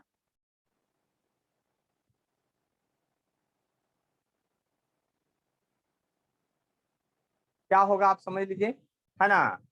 electric field into area, तो इलेक्ट्रिक फील्ड और एरिया इस क्वेश्चन में दिया नहीं है, तो आप क्वेश्चन बनाइएगा कैसे, ये बात को समझ लीजिए। जब इलेक्ट्रिक फील्ड और एरिया आपको नहीं दिया हुआ है तो क्वेश्चन आप बना नहीं सकते हैं। तो इसके लिए फिर अब दूसरा फॉर्मूला गॉस लॉ अप्लाई होगा। लेकिन इसका डिमेरिट क्या है ना, ये क्लोज गॉसियन सरफेस के लिए लागू होता है। ये फार्मूला क्लोज गॉसियन सरफेस के लिए लागू होता है। तो हम आपको बोले थे कि गॉसियन सरफेस मात्र 3 गो होता है, ये बात आपको बता चुके हैं। गॉसियन सरफेस कितना होता है, मात्र 3 होता है। तो 3 गॉसियन सरफेस जब होता है तो ध्यान से समझ लीजिए बात को, आपको एक सिलेंड्रिकल, एक स्फेरिकल, तो सिलेंडर स्फेयर हो नहीं सकता है। आप बात समझ लीजिए, सिलेंडर और स्फेयर हो नहीं सकता है, क्योंकि सिलेंडर के लिए लाइन चार्ज चाहिए और आपका पॉइंट के लिए स्फेयर चाहिए। लेकिन यहाँ प्लेट पहले से बना के रख दिया है वो, तो प्लेट से तो क्यूब ही बन सकता है ना, स्फेयर कैसे प्लेट से बना, क्या वो प्लेट अरेंज कीजिएगा कि स्फेयर बनेगा, ये बताइए, सोचिए। क्या वो प्लेट अरेंज कीजिएगा कि आपका बन जाएगा वो, क्या मतलब कि सिलेंडर बन जाएगा, ऐसा हो ही नहीं सकता है, तो क्यूब बनेगा। इतना दिमाग तो लगाना पड़ेगा, इसीलिए मैंने पहले ही क्यूब बना दिया था। बात समझ लिए, इसीलिए हमने पहले ही क्यूब बना दिया था, इस बात को समझ लीजिए। जब पहले ही क्यूब बना दिया तो अभी अभी इसके जस्ट पहले क्वेश्चन में पढ़े कि टोटल फ्लक्स जो होगा क्यूब के थ्रू, टोटल फ्लक्स जो होगा क्यूब के थ्रू, यानी बाई गॉस लॉ लिखिएगा ऐसे, टोटल फ्लक्स जो होगा क्यूब के थ्रू वो क्यू बाई एप्सिलॉन नॉट होगा किसके थ्रू, थ्रू 6 सरफेस के through, through 6 surface, all 6 surface के लिए, ऑल 6 सरफेस के लिए ये होगा। लेकिन आपको तो पूछा एक सरफेस के लिए, एक सरफेस के लिए, तो इसलिए ये स्केलर है कि वेक्टर है फ्लक्स, ये बताइए पहले आप, स्केलर है या वेक्टर है फ्लक्स, बोलिए जल्दी से। वेक्टर। हमको तो आवाज नहीं आता है कुछ भी, मुंह में तो है नहीं आवाज। Sir vector. देखिए स्केलर है ना, flux is the scalar quantity, इसीलिए डॉट प्रोडक्ट था ई डॉट डीएस था, याद कीजिए स्केलर था ई डॉट डीएस था, डॉट प्रोडक्ट स्केलर हो जाता है। स्केलर का गुना भाग में हम लोग दिमाग बहुत कम लगाते हैं, दूसरा तीसरा चौथा का दिमाग लाते हैं। 6 सरफेस के चलते इतना, तो एक सरफेस के चलते कितना, एक एक नियम लगा दीजिए। तो एक सरफेस के चलते जो फ्लक्स होगा वो क्यू बाई 6 एप्सिलॉन नॉट होगा, क्यू कैपिटल था तो कैपिटल लिख लेते हैं, क्यू बाई 6 एप्सिलॉन नॉट होगा, और यह जो होगा सिर्फ और सिर्फ 1 सरफेस के लिए होगा। किसके लिए होगा, 1 सरफेस के लिए होगा। इस बात को याद, यही पूछ रहा था छठा नंबर कॉलम, यानी पहले 6 सरफेस के लिए निकलवाया फिर 1 सरफेस के लिए। बात को समझने की कोशिश कीजिए, यहाँ बहुत कुछ संभव है और बहुत आसान आसान क्वेश्चन आता है, इस बात को भी समझ लीजिए। बहुत भारी है, देख रहे हैं एक ही बार में 3 क्वेश्चन बन गया, अभी पूरा बोर्ड भी नहीं भरा, एक छोटा सा बोर्ड है। अगला 7वां नंबर क्वेश्चन है, find the flux of electric field through spherical surface of radius r to a charge इतना and a center and equal charge at 2r from the center। तो देखिए ध्यान से, यहाँ पर एक स्फीयर बना हुआ है 7th नंबर प्रॉब्लम में, जरा ध्यान से देखिएगा, एक स्फीयर बनाया हुआ है, स्फीयर के सेंटर पर एक चार्ज है जिसका रेडियस r है, और यहाँ से कुछ दूरी पर एक चार्ज और रखा हुआ है q जो 2r डिस्टेंस पर है सेंटर से, ऐसा क्वेश्चन में कह रहा है। और कहता है टोटल फ्लक्स बताइए, इस स्फीयर के थ्रू टोटल फ्लक्स बताइए। जा ई का पूछ दिया है, टोटल फ्लक्स पूछ दिया इस स्फीयर के चलते। तो हम अभी अभी पढ़ रहे थे कि टोटल फ्लक्स जो होता है ना, हर हाल में उसके अंदर वाला चार्ज पर डिपेंड करता है, बाहर वाले चार्ज से मतलब ही नहीं है आपको। ये तो क्वेश्चन में फालतू में डाटा दिया था, इसीलिए charge by epsilon not he formula हो जाएगा आपका सिर्फ आंसर। और चार्ज का वैल्यू दे रखा है यहाँ पर, कितना दे रखा है भाई, तो 10 टू पावर -7 दे रखा है। तो 10 टू पावर माइनस, यानी रेडियस उडियस ये सब फालतू है, ये सब का कोई यूज नहीं है। तो आपका प्लस हो गया 10 टू पावर -7 डिवाइडेड बाई, इसका होता है 8.85 इंटू 10 टू पावर -12। इस बात को याद कर लीजिए, इतना ही फ्लक्स हो गया आपका, यानी आपका आंसर ये आ गया, इतना फ्लक्स आपका हो गया है। देख लीजिए ध्यान से। अब आते हैं 8वां नंबर प्रॉब्लम में। देखिए बात को समझिएगा ना, तो इतना आसान होता है प्रॉब्लम कि आप समझ भी नहीं सकते हैं, बहुत ही आसान होता है, बहुत ही आसान होता है प्रॉब्लम, बस समझने की कोशिश कीजिए थोड़ा थोड़ा। देखिए एक स्फीयर है, हेमी स्फीयर है, इमेजिनरी है, उसके सेंटर पर चार्ज क्यू रखा हुआ है। अब की बार जो क्वेश्चन में है 8 नंबर में, वह अगर ध्यान से समझते हैं तो कहता एक हेमी स्फीयर है, ये हेमी स्फीयर के सेंटर पर एक चार्ज जो है कैपिटल क्यू रखा हुआ है। तो कहता है इस हेमी स्फीयर के इस सरफेस से टोटल फ्लक्स कितना होगा ये बतला दीजिए। अब सोच लीजिए क्या पूछ रहा है, हेमी स्फीयर के सेंटर पर चार्ज के टोटल फ्लक्स पूछ रहा है नीचे वाला पार्ट से। तो दिमाग लगाइए थोड़ा सा, ज्यादा नहीं लगाइए, थोड़ा सा लगाइए, इसको पूरा स्फीयर में बदल दीजिए। जब पूरा स्फीयर में बदल दीजिएगा तो आपको याद है ना पूरा स्फीयर के चलते कितना फ्लक्स होता है, तब टोटल स्फीयर के चलते जो फ्लक्स होगा बाई गॉस लॉ से, बाई गॉस लॉ लिखिएगा, टोटल फ्लक्स जो होगा पूरा स्फीयर से वो चार्ज बाई एप्सिलॉन नॉट के बराबर होगा। ये होगा थ्रू स्फीयर, थ्रू स्फीयर के चलते आ गया क्योंकि वो क्लोज गॉसियन सरफेस बना दिए। अब आपको हेमिस्फीयर था, इसलिए हेमिस्फीयर आधा, तो आधा चार्ज आधा फ्लक्स, सीधा सीधा बात स्केलर क्वांटिटी है, टोटल के चलते पूरा तो आधा के चलते आधा, क्योंकि अभी तो बोले स्केलर क्वांटिटी को जोड़ घटा गुना भाग करने के लिए कोई टेंशन नहीं लेना चाहिए। तो ये जो हो गया किसके थ्रू हो गया, थ्रू हेमिस्फीयर के चलते हो गया, हेमिस्फीयर के चलते हो गया। अब आप लोग अपने दिमाग को 20-25 मिनट पहले रिमाइंड कीजिए कि आप क्या जानते थे फ्लक्स के बारे में, गॉस लॉ के बारे में, और अब रिमाइंड कीजिए कि अब क्या सीखे हैं आप। देखिए 4 क्वेश्चन तो बोर्ड ही पर बना हुआ है, 1 2 3 4 5 क्वेश्चन, गिनने भी हमको नहीं आता है, देख लीजिए 5 क्वेश्चन बोर्ड पर बना हुआ है। पांचों में मैंने क्या किया है सोच लिया, एससी वर्मा का क्वेश्चन है, सबसे भयानक फीस के बुक का क्वेश्चन है, आप देख लीजिए सामने प्रेजेंट है। नीट उट का क्वेश्चन आएगा ना तो ऐसा ही बन जाएगा, उसमें कुछ करना ही नहीं पड़ेगा। देख लीजिए, बात समझ लीजिए कि क्या कहना है। किन्हीं को कोई डाउट है तो बोलिए। देखिए गॉस लॉ कब लगेगा, कैसे लगेगा, इसको सोचना पड़ेगा बैठ करके। फ्लक्स निकालने का 2 मेथड है, हम तो बार बार कह रहे हैं कि फ्लक्स निकालने का ये भी मेथड है। फ्लक्स निकालने का टोटल फ्लक्स का जो फॉर्मूला होता है, टोटल फ्लक्स का जो फॉर्मूला होता है ई डॉट ds का इंटीग्रेशन भी होता है, ये भी होता है। और टोटल फ्लक्स का फॉर्मूला जो होता है ई डॉट s होता है, वेक्टर का प्रोडक्ट भी होता है। टोटल फ्लक्स जो होता है ई एस कॉस थीटा भी होता है, एस फॉर एरिया। अब बताइए कौन फॉर्मूला कब लगेगा, कैसे सोचेंगे। तो हमको तो बड़ा आसान होता है सोचना, जब इलेक्ट्रिक फील्ड कोई फंक्शन में दिया रहेगा कि r पर डिपेंड कर रहा है, r स्क्वायर पर डिपेंड कर रहा है, ये सब पर डिपेंड कर रहा है, तो इंटीग्रेशन वाला फॉर्मूला लगा देंगे, क्योंकि न्यूटन तो पहले ही का दिया है, जब कोई क्वेश्चन फंक्शन में होगा फीस के साथ तो इंटीग्रेट डिफरेंशिएट कर देना। और अगर i j k ये सब में दिया रहे तो यानी डॉट प्रोडक्ट कर देना, सीधा एरिया लिख दे, इलेक्ट्रिक फील्ड दे दे, एंगल दे दे, तब ये फॉर्मूला लगा देंगे। आप कुछ ना दे, धोखा देने की बात करें तब वहां गॉस लॉ लगता है, देख लीजिए ध्यान से। और गॉस लॉ में 3 चीज सोचा जाता है, सिलेंडर, स्फीयर और क्यूब।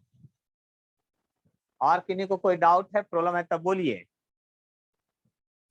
अंशु प्रिया समझ में आ गया, नहीं आवाज आया है बोलिए जल्दी से।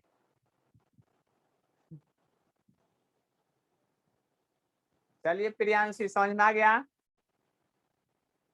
Yes, sir.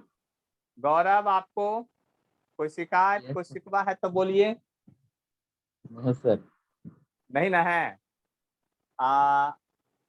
मुस्कान भारती आपको समझ में आ गया। Yes, sir. चलिए अनुषा, उनका Yes, माइक sir. आ गया ना समझ में। Yes, sir. चलिए सलोनी आपको भी आ गया है। चलिए तो मैं चलता हूं आगे। अब आगे का राह थोड़ा सा डेरिवेशन वाला है, इतना सब सिखा दिया। जानते हैं इससे क्वेश्चन आपको नीट में तो हर हाल में रहेगा, वो क्वेश्चन जब एग्जाम में जाएगा तो नीट सब में, और बोर्ड में तो निश्चित। ऑब्जेक्टिव एग्जाम इस बार सीबीएसई बोर्ड लेने वाला है, एक क्वेश्चन तो हर हाल में रहेगा, आप कुछ भी कर लीजिए, है ना, आपको कोई उपाय नहीं, एक क्वेश्चन रहेगा। देखिए बात को जब समझेंगे ना तो मजा आ जाएगा, एकदम बिल्कुल मजा आ जाएगा, है ना। तेजस्विनी अब इतना देर बाद हो गया सब, समझ गए ना, पूरा कहानी खत्म हो गया अब थ्योरी वाला, और न्यूमेरिकल भी समझा दिए सभी लोग को। पढ़ने के लिए सबसे पहले एक्टिवनेस होना चाहिए, है ना, और एक्टिवनेस हमसे ज्यादा होना चाहिए। मास्टर तो लेट लतीफ हो जाता है, उसको तो पैसा कमाना होता है ना। बच्चा को चाहिए एक्टिव, ये नहीं कि हम पढ़ा रहे हैं तो आप लोग सुतल हैं, है ना, अभी मुस्कुरा रहे होंगे उसके बाद कि सर सही में बोल रहे हैं कि हम सुतल हैं। चलिए आगे बोलिए। देखिए आगे अब डेरिवेशन की बात करते हैं, थोड़ा थोड़ा अच्छा डेरिवेशन, है ना, गॉस लॉ का एप्लीकेशन की बात करते हैं, है ना। किसकी बात करते हैं? गॉस लॉ की एप्लीकेशन की बात करते हैं। देखिए तो पहला एप्लीकेशन सिखाते हैं गॉस लॉ का क्या है। फर्स्ट एप्लीकेशन है to find electric field intensity, electric field intensity due to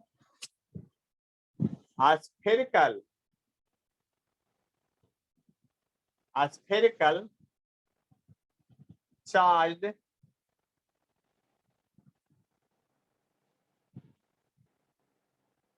metallic body. Metallic का होना चाहिए। आप देखिए इसी का हेडिंग कुछ ऐसा भी हो सकता है, और स्फीयर जो होना चाहिए वो सॉलिड हो या हॉलो हो, कोई फर्क नहीं पड़ता है, दोनों का फॉर्मूला सेम ही होता है, डेरिवेशन भी। यानी यहाँ से आपको क्या बात याद करना है, सबसे पहले तो ये किसी में हेडिंग दिया रहेगा electric field intensity due to conducting sphere.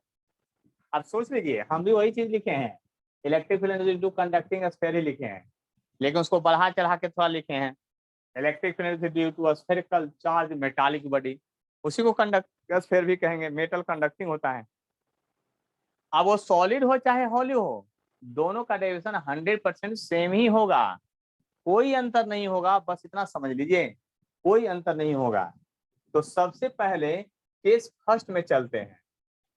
Case first में इनसाइड, मतलब इनसाइड का मतलब इनसाइड स्फीयर, और पर हम बोलना चाह रहे हैं, इससे ज्यादा कुछ नहीं बोलना चाह रहे हैं। तो एक स्फीयर लीजिए, एक स्फीयर लीजिए जिसकी रेडियस आर है, उस पर चार्ज आप क्यू डाल दिए हैं, उस पर चार्ज क्या डाल दिए? क्यू। जैसा ही चार्ज क्यू डालेंगे तो जानते हैं चार्ज का वो बहुत बड़ा प्रॉपर्टीज होता है, वह यह कि पूरे स्फीयर पर आप यहां डाले हैं, पूरे स्फीयर पर पलक झपकाने के पहले, सोचिए पलक जितना जल्दी झपकता है ना, उससे भी 10 लाख गुना कम टाइम के पहले ये पूरे तरह से पूरे बॉडी पर यूनिफॉर्मली डिस्ट्रीब्यूट हो जाता है।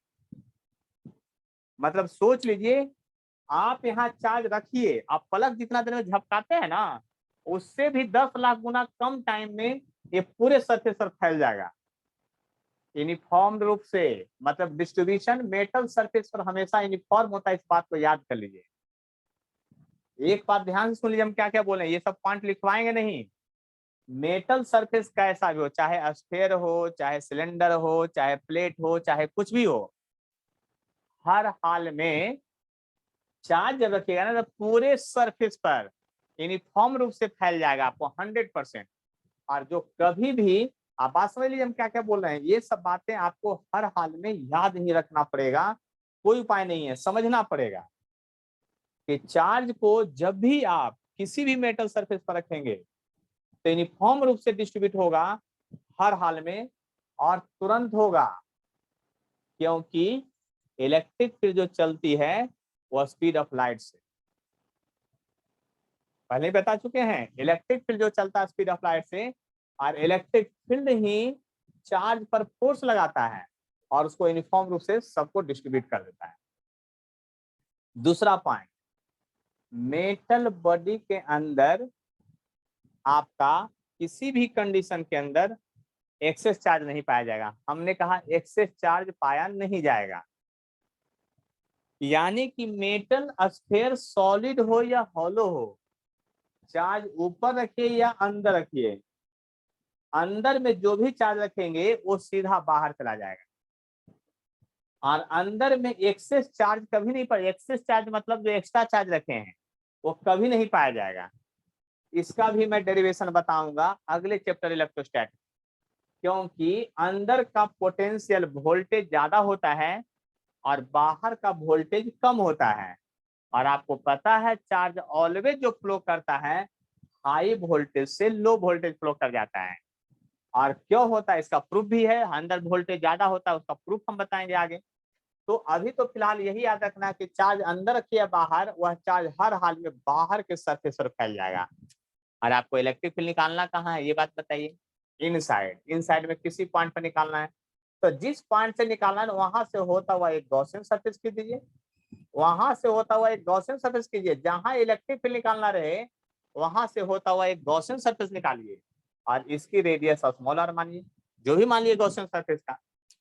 ये आपका है स्फेरिकल गॉसियन सरफेस है, ये जो है आपका कौन है, स्फेरिकल गॉसियन सरफेस है। स्फेरिकल गॉसियन है और कौन है, सरफेस है।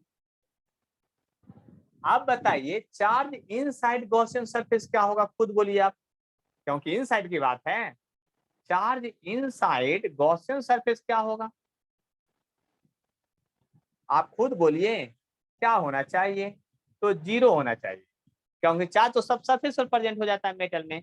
और आप अंदर इलेक्ट्रिक फील्ड निकाल रहे हैं, तो अंदर इलेक्ट्रिक फील्ड निकाले तो अंदर में तो चार्ज है ही नहीं है, और चार्ज नहीं है तो एप्लीकेशन ऑफ गॉस लॉ पढ़ रहे हैं ना, तो बाई गॉस लॉ तो जरूर देखिएगा, हर हाल में देखिएगा, बाई गॉस लॉ से चलिएगा। जब गॉस लॉ से चलिएगा तो सोचिए क्या हो सकता है, टोटल फ्लक्स जो होगा वह Q बाई एप्सिलॉन नॉट के चलते होगा। यही फार्मूला है गॉस लॉ का स्टेटमेंट का।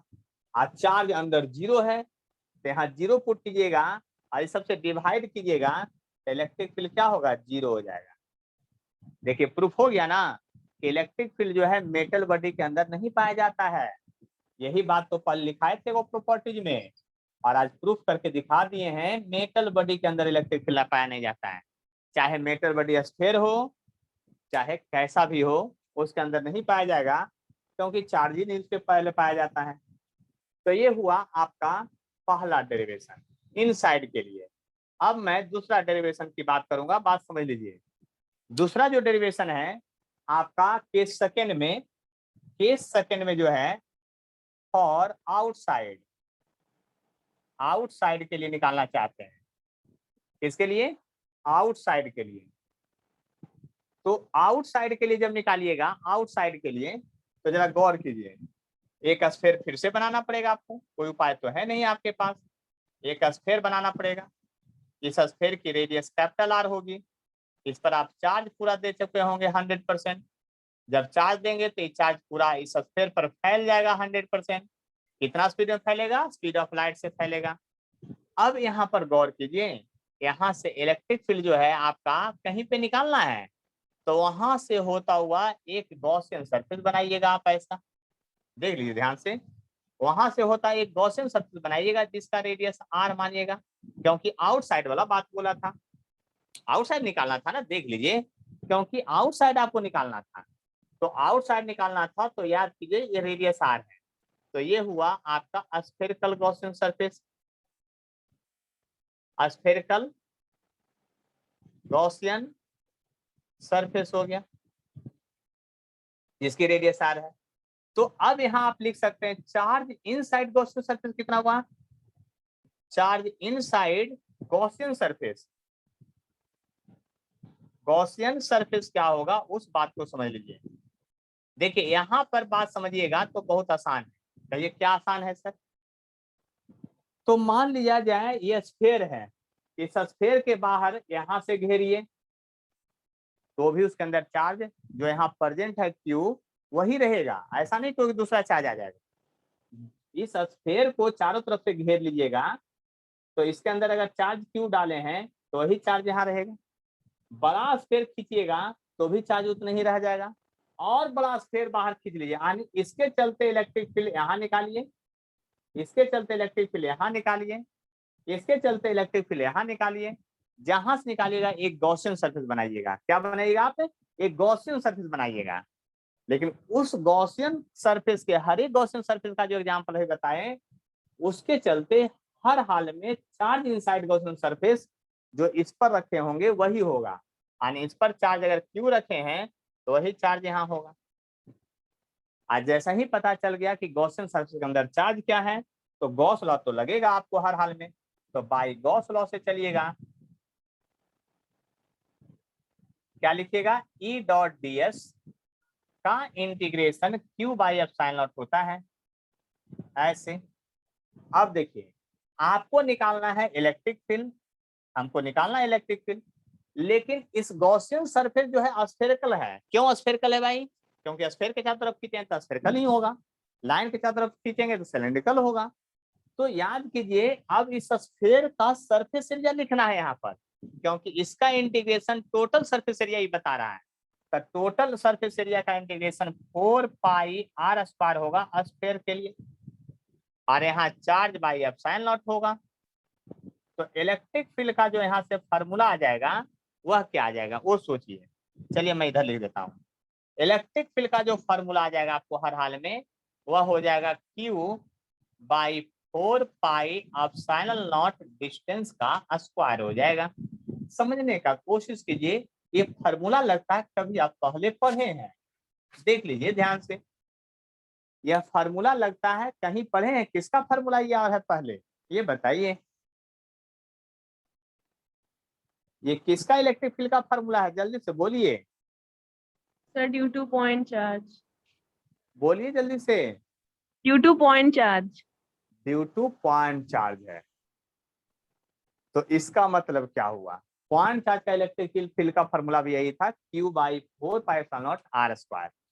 तो जरा गौर से सोचिएगा, अब इसका मतलब क्या हुआ, स्फीयर के अंदर इलेक्ट्रिक फील्ड 0, स्फीयर के बाहर कहीं भी निकाल रहे हैं तो पॉइंट चार्ज का फार्मूला लागू रह रहा है। वह डिस्टेंस कहां से कहां लेना है, सरफेस से पॉइंट के लेना है कि सेंटर से पॉइंट का लेना है, आर क्या होना चाहिए यहाँ पर, डिस्कशन कर लीजिए सभी बातों पर, बाद में कंफ्यूजन नहीं होना चाहिए। तो आपको हर हाल में वह जो होना चाहिए डिस्टेंस सेंटर ऑफ स्फीयर से जिस पॉइंट पर इलेक्ट्रिक फील्ड निकालना है वह डिस्टेंस होना चाहिए, किसी भी कंडीशन में कोई दूसरा डिस्टेंस नहीं होना चाहिए। इस बात को आप समझ लीजिए हर हाल में। तो पॉइंट चार्ज का फॉर्मूला आ गया। इसका मतलब स्फीयर के, इसका मतलब एक और बात हम समझ रहे हैं, वो सब बुक में नहीं दिया रहता, हमको जैसा समझ में आता वो मैं बताता हूँ। हमको लगता है स्फीयर के बाहर से जब ये देखते हैं ना हम कहीं से पॉइंट, स्फीयर से बाहर होके कहीं खड़ा होके देखते हैं, तो हमको ऐसा अनुभव होता है कि इलेक्ट्रिक फील्ड जो है ना स्फीयर के सेंटर से निकल रहा है, क्योंकि लगता है कि वहां पॉइंट चार्ज के सही बिहेवियर शो कर रहा है। कैसा बिहेवियर शो कर रहा है, पॉइंट चार्ज के जैसा बिहेवियर शो कर रहा है, हमको ऐसा लगता है। आपको क्या लगता है आप सोचिएगा, लेकिन फार्मूला तो यही डिराइव हो के आया है। अब आप ग्राफ 11th क्लास में कितना पढ़े हैं वो सोचना पड़ेगा, अगर नहीं पढ़े हैं तो ग्राफ यहाँ रखना पड़ेगा, और नहीं तो मेरे YouTube चैनल पर आपका ग्राफ का भी लेक्चर दिया हुआ है, उसको देखना पड़ेगा। हम यहाँ पर ड्रॉ करना चाहते हैं यानी electric field intensity, variation of electric field intensity with distance, यानी इलेक्ट्रिक फील्ड इंटेंसिटी और डिस्टेंस में हम रिलेशन निकालना चाहते हैं कि क्या होगा। इधर इलेक्ट्रिक फील्ड इंटेंसिटी है, इधर आर का पोजीशन है, यानी कि अब आप सोचिए हम इसका ग्राफ खींचना चाहते हैं। तो केस फर्स्ट में जो आया था इनसाइड के लिए, इनसाइड के लिए जो आया था, इनसाइड के लिए जो आया था E बराबर 0 था, इलेक्ट्रिक फील्ड था ही नहीं। लेकिन केस सेकंड में आउटसाइड के लिए जो था, आउटसाइड के लिए तो आपको पता है कि E inversely proportional to distance का स्क्वायर हो गया। देख लीजिए, ये Q कांस्टेंट हो गया, 4 पाई एप्सिलॉन नॉट, तो इनवर्स का स्क्वायर हो गया, यानी y equal to 1 by x square. Y equal to 1 by x square का ग्राफ क्या होगा, parabola, hyperbola, straight line, ellipse, क्या होगा। ये बात आपको याद करना पड़ेगा। इसी में कहते हैं कि 11 ये सब नहीं पढ़ा रहेगा तो 12th में तो मजा आ जाएगा, इस सब चैप्टर में डेरिवेशन में मजा ला देगा। देख लीजिए ध्यान से, बात को समझ लीजिए अच्छी तरह से। हम अगर स्फीयर यहाँ तक मानते हैं तो स्फीयर तक आपका इलेक्ट्रिक फील्ड इंटेंसिटी नहीं होगा, इस पोजीशन तक इलेक्ट्रिक फील्ड स्फीयर के सरफेस से इलेक्ट्रिक फील्ड निकलना चालू करेगा। स्फीयर के कहां से? सरफेस से। मतलब इलेक्ट्रिक फील्ड जो निकलेगा यहां से निकलेगा ऐसे इलेक्ट्रिक फील्ड, स्फीयर के सरफेस से निकलेगा इलेक्ट्रिक फील्ड। और मेटल के अंदर तो इलेक्ट्रिक फील्ड है ही नहीं, तो और उसके बाद इनवर्स स्पर्ला तो हाइपरबोला। तो हाइपरबोला का स्ट्रक्चर ऐसे होता है, ऐसे फिर सीधा हो जाएगा इधर जाकर के। मतलब ये होगा आपका इसका ग्राफ।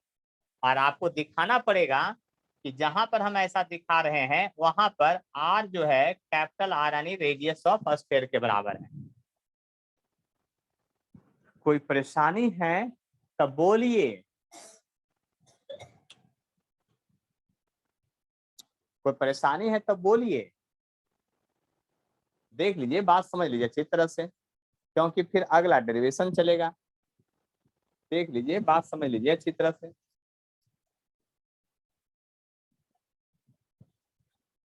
देखिए, समझने का कोशिश कीजिए।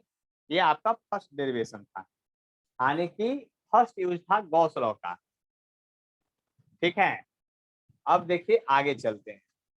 ठीक है, देख लीजिए, बात समझ लीजिए अच्छी तरह से।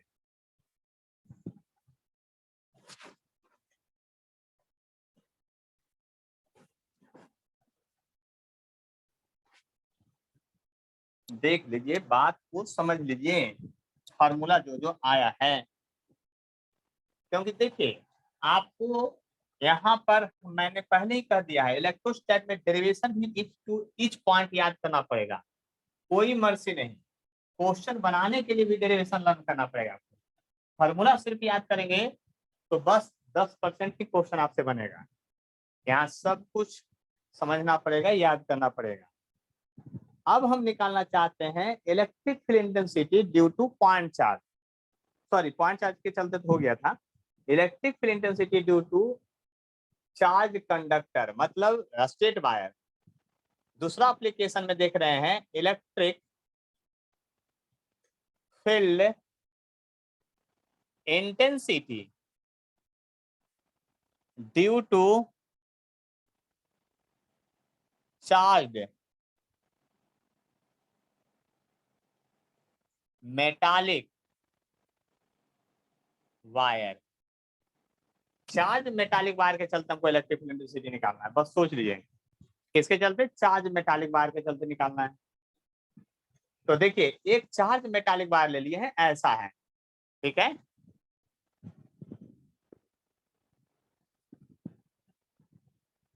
देखिए यहाँ पर जो है आपका electric field intensity due to charge metallic wire के चलते निकालना है। तो पूरा वायर ये चार्ज है, 100% चार्ज है। इसमें कोई आपको मेरिट डिमेरिट नहीं नजर आना चाहिए, 100% चार्ज है। देखिए, अब हम पहले ही बोल चुके थे कि अगर मेटल का वायर है, स्ट्रेट है, तो इसके लिए लिखा जाएगा कि लेमडा है linear charge density, linear charge density. अब याद कीजिए लीनियर चार्ज डेंसिटी क्या होता था? Charge by length of wire होता था, याद कीजिए। लीनियर चार्ज डेंसिटी है क्योंकि इस पर पॉइंट चार्ज तो है नहीं, है लाइन चार्ज है। इसके चलते इलेक्ट्रिक फील्ड क्या होगा? इसके चलते इलेक्ट्रिक फील्ड लाइन एकदम सबके चलते सीधा सीधा पैरेलल निकलेगा, ऐसा नहीं होगा कि इसका कट करेगा। क्यों नहीं कट करेगा? आप कहिएगा सर इलेक्ट्रिक फील्ड इसको इधर ले जाएंगे, यहाँ से निकाल के इसको इधर ले, क्योंकि चार्ज तो पूरे सरफेस पर है। तो कहाँ कहाँ ले जाइएगा? प्रॉपर्टी तो याद कीजिए, 15 को प्रॉपर्टी लिखाए थे इलेक्ट्रिक फील्ड का, कि एक दूसरे को इंटरसेक्ट नहीं करती है। इलेक्ट्रिक फील्ड लाइन एक दूसरे को इंटरसेक्ट नहीं करती है, तो आप सोच सकते हैं कि हल्का भी तिरछा हुआ तो दूसरा तिरछा उसको कट करेगा ही हरा। इसको मजबूरन लाइन चार्ज के चलते ऐसा इलेक्ट्रिक फील्ड निकलेगा, समझ लीजिए। सब हॉरिजॉन्टल पैरेलल निकलेगा इस तरह से इलेक्ट्रिक फील्ड। और इलेक्ट्रिक फील्ड एक तरफ निकलेगा कि दोनों तरफ कि चारों तरफ, ये सोच लीजिए आप लोग कितनी जगह निकलेगा। ये चार्ज वायर था, इलेक्ट्रिक फील्ड लाइन ऐसा निकल रहा था। अब बताइए, इसके चलते जो गॉसियन सरफेस खींचिएगा वो हर हाल में अब सिलेंडर आपको बनाना पड़ेगा। कैसा बनाना पड़ेगा? सिलेंडर, ऐसा। देख लीजिए, ऐसा। और इलेक्ट्रिक फील्ड लाइन आप याद कीजिए मेटल सरफेस पर हमेशा परपेंडिकुलर होता था 90 डिग्री, और गॉसियन सरफेस पर भी वही होता है, याद कर लीजिए। देखिए यानी कि इस गॉसियन सरफेस जो ये है आपका cylindrical Gaussian surface, CYLINDERI cylindrical, और ये क्या है, गॉसियन सरफेस है, गॉसियन सरफेस है। बात समझ लीजिए, इस सिलेंडर का लेंथ कितना होगा, तो लेंथ ऑफ वायर क्या होगा, एल जो है आपका वो लेंथ ऑफ वायर है, लेंथ ऑफ वायर है, उसी के बराबर होगा सिलेंडर का हाइट होगा, ये सिलेंडर का हाइट भी होगा, इस बात को समझ लीजिए। और आर जो होगा यहाँ पर गॉसियन सरफेस होगा, आर जो होगा यहाँ पर क्या होगा, आपका गॉसियन सरफेस का रेडियस होगा, आर जो है रेडियस ऑफ गॉसियन सरफेस है, रेडियस ऑफ गॉसियन सरफेस है, गॉसियन सरफेस है। इतना बात समझने में अगर आप लोग को कोई कष्ट है तो बोलिए, हम ज्यादा कुछ नहीं बोले हैं अभी तक, बात समझिए, अगर कोई डाउट है तो पूछिए। देख लीजिए, बात समझ लीजिए अच्छी तरह से, रेडियस ऑफ गॉसियन सरफेस है, क्या है, रेडियस ऑफ गॉसियन सरफेस है, बस इतना बात समझना पड़ेगा आपको हर हाल में। अब आगे बढ़ते हैं और देखते हैं कि क्या होगा, चार्ज इनसाइड गॉसियन सरफेस निकालना पड़ेगा कि क्या होगा, तो charge inside Gaussian surface, Gaussian surface equal to क्या होगा, तो चार्ज इनसाइड गॉसियन सरफेस, देखिए चार्ज का फॉर्मूला क्या होगा, लीनियर चार्ज डेंसिटी है तो लेमडा गुने एल हो जाएगा, लेंथ ऑफ वायर जितना ज्यादा रहेगा उस पर उतना ज्यादा चार्ज होगा, सीधा सीधा बात। अब गॉस लॉ लगाइए, क्या लगाइए, बाई गॉस लॉ से चलिए, कैसे चलिए, बाई गॉस लॉ से,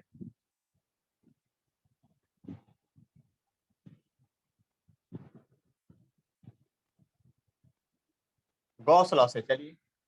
आप क्या लिखेंगे, ई डॉट डी एस का जो इंटीग्रेशन होगा वह क्यू बाई एप्सिलॉन नॉट के बराबर होगा। आपको इलेक्ट्रिक फील्ड निकालना है। अब गॉसियन सरफेस का एरिया कितना लेंगे इस केस में, टोटल गॉसियन सरफेस का एरिया कितना लेंगे, बोलिए जल्द से, आप लोग दिमाग लगाइए, खुद बोलिए कितना मैं लूं, जितना आप बोलेंगे उतना ही मैं लूंगा।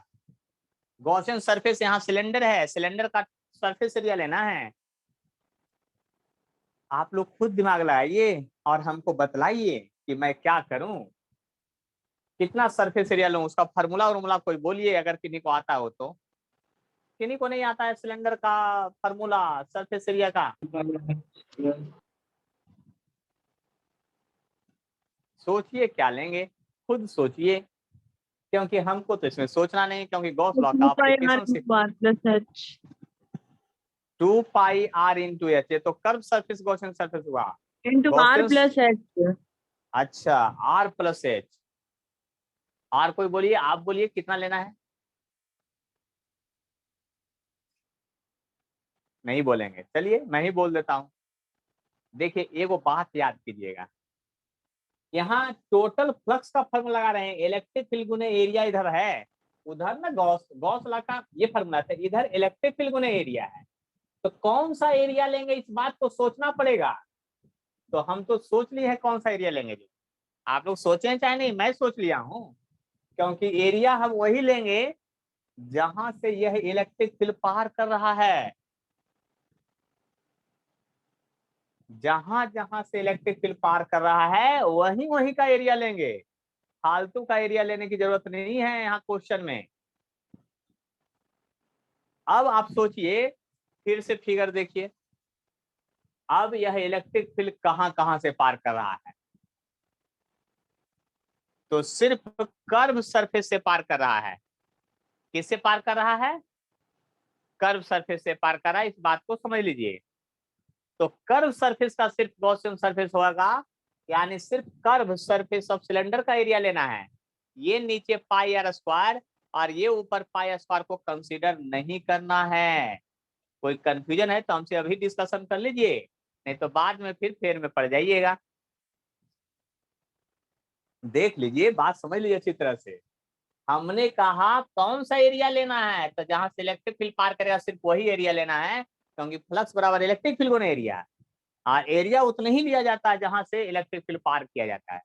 तो स्फीयर में चारों तरफ से इलेक्ट्रिक फील्ड पूरा सरफेस एरिया को घेर लिया था, सिलेंडर में तो ऐसा हो ही नहीं रहा है। तो इसलिए यहाँ पर एरिया का फॉर्मूला होगा twice pi R into L होगा, बस इतना ही एरिया होगा, कर्व सरफेस एरिया होगा सिर्फ।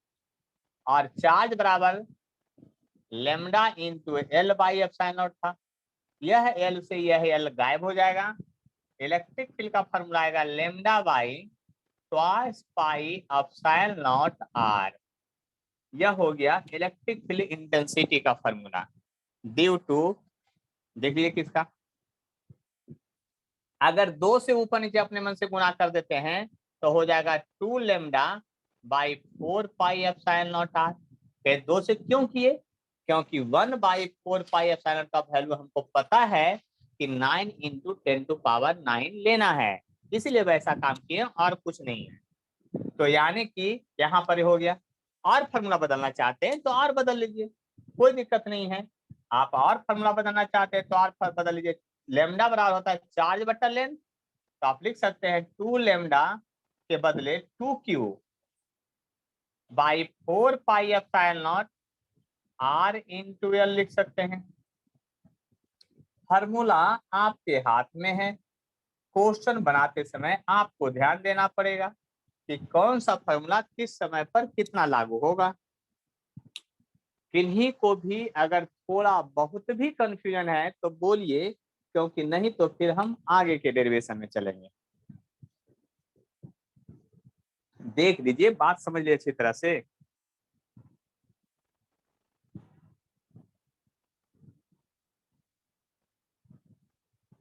बात समझने की कोशिश कीजिए अच्छी तरह से, मैं क्या कहना चाह रहा हूं।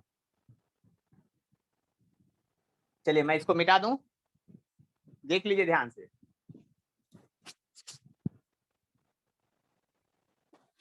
देख लीजिए, बात को समझ लीजिए अच्छी तरह से, है ना। अब जो है अगला डेरिवेशन जो है, अगला जो यूज है उसको भी देखना चाहते हैं। एनसीईआरटी के अकॉर्डिंग जो है आज है फर्स्ट बुक का पूरा टॉपिक समाप्त कर देंगे। फर्स्ट बुक का पहला चैप्टर का मतलब इलेक्ट्रोस्टैटिक का आप समझने की कोशिश कीजिए, बहुत ही आसान है, बहुत भारी नहीं है, बस इतना सोच लीजिए। एनसीईआरटी में नेक्स्ट जो डेरिवेशन दिया है, electric field intensity due to thin, electric field intensity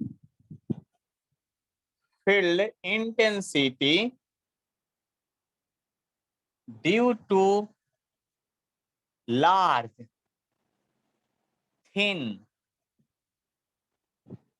plate, इसी को कहते हैं सीट भी, सीट के चलते भी।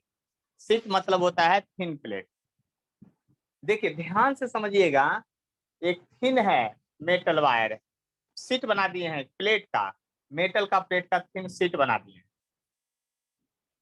ध्यान समझिएगा, इस पर जो है पूरा चार्ज डिस्ट्रीब्यूटेड है, लार्ज भी है, बहुत बड़ा भी प्लेट है, ये छोटा मोटा प्लेट नहीं है, बहुत बड़ा प्लेट है ये, और चार्ज भी है।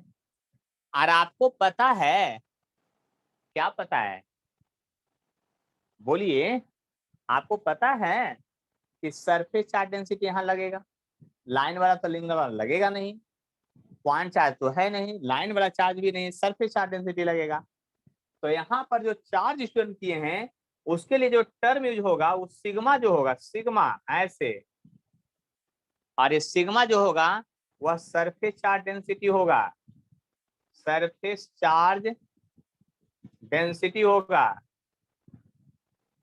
और सरफेस चार्ज डेंसिटी का फॉर्मूला कहता है चार्ज बटा एरिया, चार्ज बटा एरिया, एरिया या D Q by D S, दोनों लिख सकते हैं आप।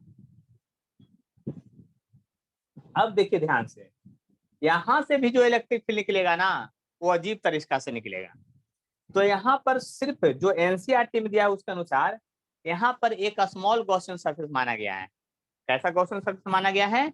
Very very small Gaussian surface, क्योंकि थिन वायर अति जो प्लेट है ये बहुत बड़ा है, तो यहाँ पर जब माना गया है बहुत छोटा सा, तो हम इधर भी बना लेते हैं, और इस छोटा से के चलते इलेक्ट्रिक फील्ड इंटेंसिटी जो इधर भी पाया जाएगा। और इसके चलते डॉटेड लाइन बना रहे हैं। क्यों बना रहे हैं डॉटेड लाइन, आपको सोचना पड़ेगा, लेकिन यहाँ पर फिर सॉलिड लाइन बना रहे हैं। इसका मतलब हम 3D फिगर की यहाँ बात कर रहे हैं। सीट ऐसे है और पिक्चर इधर से ले रहे हैं, तो इतना दूर का जो पोर्शन है वो ढक जाएगा इस प्लेट से, और इलेक्ट्रिक फील्ड जो है यहाँ से फिर निकलेगा बाहर, दोनों से यहाँ से इलेक्ट्रिक फील्ड निकलेगा आपका इस तरह से। 3D फिगर है, पैरेलल इलेक्ट्रिक फील्ड लाइन निकलेगी, यहाँ से भी पैरेलल इलेक्ट्रिक फील्ड लाइन निकलेगा आपको हर हाल में। और ये जो छोटा सा सरफेस है ये स्मॉल गॉसियन सरफेस है, ये है स्मॉल गॉसियन सरफेस है, जिसको डीएस से इंडिकेट कर रहे हैं। बात समझ लीजिए अच्छी तरह से। अब हमको निकालना है चार्ज इनसाइड गॉसियन सरफेस। तो चार्ज इनसाइड गॉसियन सरफेस निकालिएगा तो क्या होगा, charge inside Gaussian surface, Gaussian surface equal to क्या लिखिएगा, तो डी क्यू, स्मॉल चार्ज है तो स्मॉल होगा, तो डी क्यू बराबर क्या लिखेंगे, sigma into DS, sigma into DS लिखेंगे। इतना चार्ज आ गया। देख लीजिए ध्यान से, समझ लीजिए बात को। आप बाई गॉस लॉ लगाएंगे,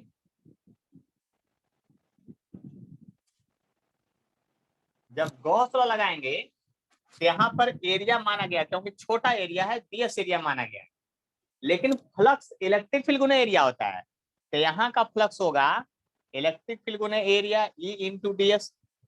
लेकिन इलेक्ट्रिक फील्ड दो तरफ निकाला, एक इधर भी निकल रहा है और एक इधर भी निकल रहा है, इसलिए टोटल फ्लक्स जब लिखिएगा ऐसे ई डॉट डीएस का integration Q by epsilon naught, तो इसके बदले लिखिएगा ट्वाइस ई इंटू डीएस, और चार्ज के बदले लिखिएगा क्योंकि सिग्मा इंटू डीएस होगा बाई एप्सिलॉन नॉट, तो डीएस से डीएस कट जाएगा, आपको इलेक्ट्रिक फील्ड जो आ जाएगा सिग्मा बाई 2 एप्सिलॉन नॉट आ जाएगा।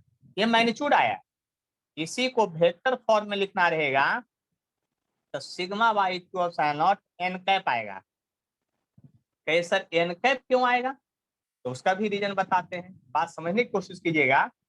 यहाँ पर थोड़ा सा आप लोग को रटा रटाया जैसा लगेगा, है ना, क्योंकि आपको बुक में यही पढ़ना है, शॉर्टकट डेरिवेशन जो गॉस लॉ से पढ़ना है। देखिए ध्यान समझिएगा, हम यहाँ एन कैप क्या है, एन कैप जो है यूनिट परपेंडिकुलर वेक्टर है, पर पेंडिकुलर वेक्टर है, इस बात को याद कीजिए, यह यूनिट परपेंडिकुलर वेक्टर है, यानी कि ये 90 डिग्री का एंगल बना रहा है सब जगह सरफेस एरिया से निकलते समय। देखिए इसका स्क्रीनशॉट पहले ले लीजिए आप लोग, अभी का अभी स्क्रीनशॉट ले लीजिएगा, तो फिर इसका दूसरा जो डेरिवेशन बताएंगे तो दोनों को एक साथ मिला के बताएंगे, फिर तब दोनों बात एक साथ समझ में आ जाएगा। ले लिए स्क्रीनशॉट, देख लीजिए।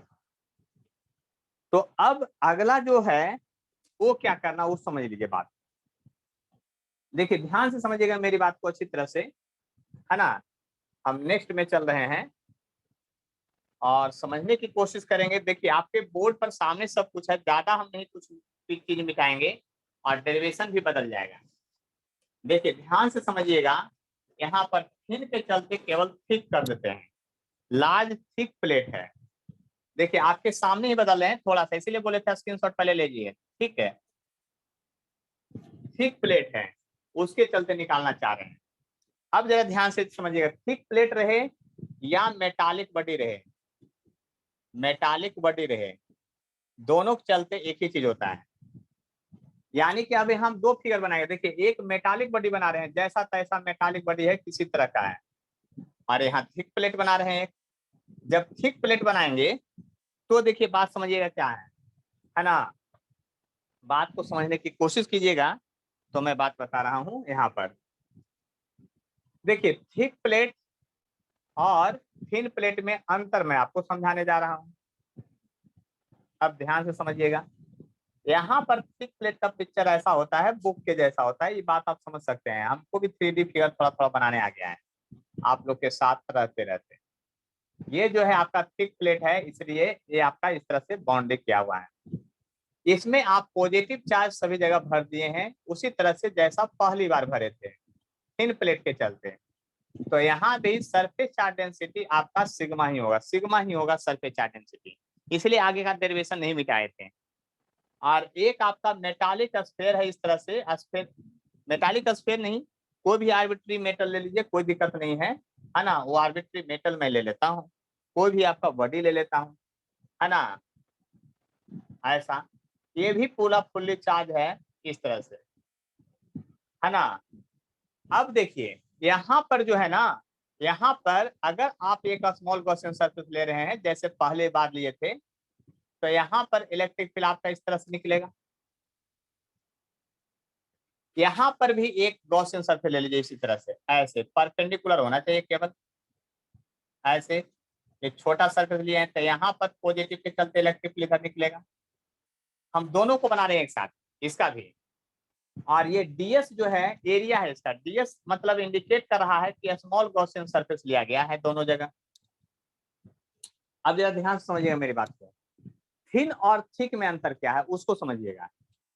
देखिए इसके पहले थिन वाला का डेरिवेशन अभी तक मिटाए नहीं, वही रखे हुए हैं, क्योंकि डेरिवेशन में मात्र थोड़ा सा अंतर है। एक बात बताइए, चार्ज को हमेशा समझते हैं हम लोग पानी, और मेटल बॉडी है। आप बताइए पेज है, एक पेज ये थिन है कहलाता है, इस पर एक बूंद पानी जब डाल दीजिएगा ना, तो उसका इफेक्ट इधर से भी दिखाई देगा और इधर से भी दिखाई देगा। यही जब थिक इसको कर दिए पूरा, तो अगर एक बूंद पानी यहाँ डालिएगा तो उसका इफेक्ट सिर्फ इधर से ही दिखाई देगा, उधर से दिखाई नहीं देगा। ये याद करने का टेक्निक बताए हैं, बात समझ लीजिए। यानी इसके चलते अब इलेक्ट्रिक फील्ड इधर नहीं आएगा, इस डायरेक्शन में नहीं आएगा, इसमें थिन में अभी पहले इधर दिखाए थे, तो थिक में एक तरफ से निकलेगा, तो सिग्मा सरफेस चार्ज डेंसिटी होगा, चार्ज इनसाइड गॉसियन सरफेस भी वही होगा। लेकिन टोटल फ्लक्स जब लगाइएगा तो यहाँ जो 2 into E into D S था, क्योंकि उसमें दो तरफ से निकला था, उसमें 2 था, इसमें 2 नहीं होगा, बस इतना ही फर्क है। देख लीजिए, तो यहाँ भी 2 नहीं होगा, तो यहाँ भी 2 नहीं होगा, यानी कि यही फॉर्मूला है। अब सोच लीजिए, डेरिवेशन मेरा खत्म हो गया है, आपको दोबारा स्क्रीनशॉट लेना पड़ेगा, यानी कि दोबारा ये क्वेश्चन अगला डेरिवेशन हो गया मेरा समाप्त, क्योंकि हमको मिटाने की जरूरत ही नहीं पड़ा। अब बात समझिए कि थिन और थिक में क्या अंतर है। तो अब सोचिए, ध्यान से सुनिएगा मेरी बात। जब थिन प्लेट रहेगा तो सेम चार्ज के चलते इफेक्ट दोनों तरफ दिखाई देगा, लेकिन थिक प्लेट जब बना दीजिएगा ना, तो आपको पता है मेटल बॉडी के अंदर इलेक्ट्रिक फील्ड नहीं पाया जाता है। जब मेटल बॉडी के अंदर इलेक्ट्रिक फील्ड नहीं पाया जाता है, तो आप समझ लीजिए कि क्या होगा। अब इसका इफेक्ट, जो इस चार्ज का इफेक्ट है वो उधर ही रहेगा, उस चार्ज के चलते इफेक्ट इधर नहीं जाएगा। जबकि थिन था तो समझिए कि थिन के चलते दोनों तरफ इफेक्ट जा सकता है। और क्योंकि थिन कहने का मतलब शीट, मेटल का शीट बनाना है आपको, ठीक है। यानी कि समझ सकते हैं कि अगर माइक्रोस्कोपिक में जाइएगा तो मेटल का जो थिन शीट है ना, वो मच्छरदानी के जैसा दिखेगा, बस समझ लीजिए। और उस पर पानी डाल दीजिए, उस पानी का इफेक्ट दोनों तरफ जाएगा। देखिए यह फार्मूला इधर से आया है, हम इस फार्मूला को दूसरे तरफ से भी डिराइव करके दिखाते हैं, नोट में दिखाते हैं। किसके चलते दिखाते हैं? नोट में दिखाते हैं। यहाँ पर आप प्रियांशी आप बोलिएगा, हम आपसे एक फार्मूला पूछ रहे हैं। मेटल स्फीयर है ये, क्या है? मेटल स्फीयर है, ये बात समझ रहे होंगे। ये रेडियस इसकी आर है, ये बात भी समझ रहे होंगे। इस पर चार्ज मैंने क्यू डाल दिया है। तो मेटल स्फीयर के सरफेस पर इलेक्ट्रिक फील्ड इंटेंसिटी का फार्मूला बोलिए क्या होगा, आप बोलिए। अभी आज ही डेरिवेशन बताए हैं। मेटल स्फीयर के चलते सरफेस पर इलेक्ट्रिक फील्ड का फार्मूला क्या होगा, ये बताइए जल्दी से। आज ही बताए हैं, इसके जस्ट पहले डेरिवेशन सबसे पहले। हाँ बोलिए। 0 अंदर जीरो होता है, सरफेस पर नहीं होता है जीरो। हम सरफेस पर थोड़ी जीरो बोल रहे हैं, इनसाइड जीरो था, सरफेस से लेके बाहर का फार्मूला डिराइव किए हैं। बोलिए जल्दी से Anshu. 4 pi r square epsilon naught। हाँ, ये होगा formula Q by 4 pi epsilon naught R square, यानी यहाँ रेडियस हो जाएगा डिस्टेंस के बदले, क्योंकि सरफेस पर जस्ट निकाल रहे हैं तो डिस्टेंस के बदले क्या हो जाएगा, स्फेयर का रेडियस ले लेंगे। इतना बात समझ में आ गया आप लोग को? बोलिए जल्दी से। Yes sir. तो एक वो बात और समझते हैं आप लोग कि चार्ज बटा एरिया 4 पाई r स्क्वायर, अब एप्सिलॉन नॉट हो गया। और ये चार्ज बटा एरिया जानते क्या होता है? सरफेस चार्ज डेंसिटी होता है, ये बात पता है? ये चार्ज बटा एरिया, एरिया किसका? स्फेयर है तो स्फेयर का एरिया लिए हैं, तो चार्ज बाई एरिया क्या होता है? सरफेस चार्ज डेंसिटी होता है, ये बात पता है? बोलिए जल्दी से। Yes sir. तो उसको सिग्मा से डिनोट करते हैं, तो ये फार्मूला क्या हो गया? सिग्मा बाई एप्सिलॉन नॉट आ गया फिर से।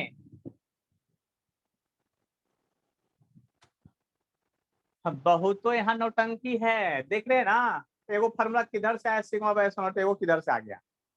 आने आप जो ये फार्मूला रट रहे हैं तो वो भी सिग्मा बाई एप्सिलॉन नॉट के बराबर है, सिर्फ दिमाग लगाने की बात है।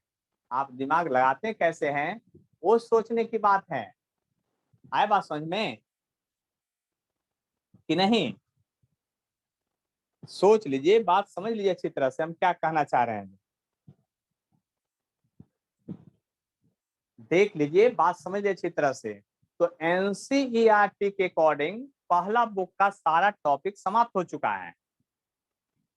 अगले क्लास से क्या करें, कॉम्पिटिटिव लेवल का पढ़ेंगे कि हम अगला चैप्टर चालू कर दें क्वेश्चन बताने के बाद? बोलिए, आप लोग जैसा बोलिएगा वैसा मैं पढ़ाऊंगा,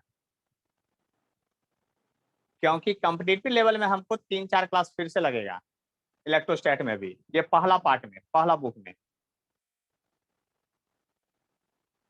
बोलिए प्रियांशी, क्या चाहिए आप लोगों को, कॉम्पिटिटिव लेवल कि इसको छोड़ के मैं आगे बोर्ड लेवल पढ़ाते हुए आगे बढ़ जाऊं? क्या रिक्वायरमेंट है आपका? सर अगर कॉम्पिटिटिव लेवल का पढ़ाते हैं तो सिलेबस कंप्लीट हो जाएगा। 100% सिलेबस का टेंशन मत ले, जिस दिन पैसा पूरा दे दिए उस दिन सिलेबस कंप्लीट। नहीं नहीं सर, एग्जाम के पहले। एग्जाम के पहले ही होगा, वो तो जो लोग पैसा नहीं देते हैं इसलिए लटकेले रहते हैं धीरे धीरे सिलेबस। अच्छा। देखिए कुछ लोग पैसा आके दिए हैं तो फास्ट में पढ़ाने लगे, फास्ट में मतलब नहीं, टाइम देने लगे हैं। फिर देखेंगे कि अच्छा जितना पैसा दे दिए हैं उससे कम पढ़ाई, ज्यादा पढ़ा दिए, लगता है अच्छा रुको अब, है ना, डंडी मारना शुरुआत कर देते हैं। सर अब कैलकुलेट करना स्टार्ट कर देते हैं क्या? हाँ निश्चित, मास्टर ना वो फिजिक्स के मास्टर, मैथ के मास्टर है। अच्छा तो पढ़ा दीजिए। निश्चित, तो अगले क्लास से कंपटीशन लेवल का पढ़ने के लिए तैयार रहिएगा। पहले का पूरा फॉर्मूला याद कर लीजिएगा। आपका होमवर्क है एनसीईआरटी का पूरा क्वेश्चन बना लेना है। पहले हम पढ़ाते रहेंगे, क्वेश्चन बीच बीच में बताते रहेंगे। एनसीईआरटी बुक लेके बैठिएगा, अभी एससी वर्मा भी लेके बैठिएगा। असाइनमेंट ले गए हैं ना, असाइनमेंट से भी क्वेश्चन बताएंगे। असाइनमेंट आप लोग ऑफिस आके ले जाइए, तब जाके मजा आएगा फिर पढ़ने में, ठीक है? तो बात तो समझ लीजिए। फर्स्ट तो में जो चैप्टर आ रहा है सारा वो कंप्लीट हो जाएगा नवंबर तक? नवंबर के पहले आपके एग्जाम के पहले सारा खत्म हो जाएगा, आप काहे को टेंशन ले रहे हैं?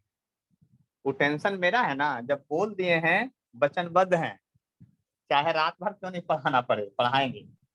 नहीं सर, वो समझ गए ना? रिवीजन भी करना है इसीलिए पूछ रही हूँ। रिवीजन भी हम ही करवाते हैं, बच्चा सबने रिवीजन हुआ, देख रहे हैं ना कितना खतरनाक होता है। फार्मूला इधर से ड्राइव किया, इधरों से फार्मूला वही था।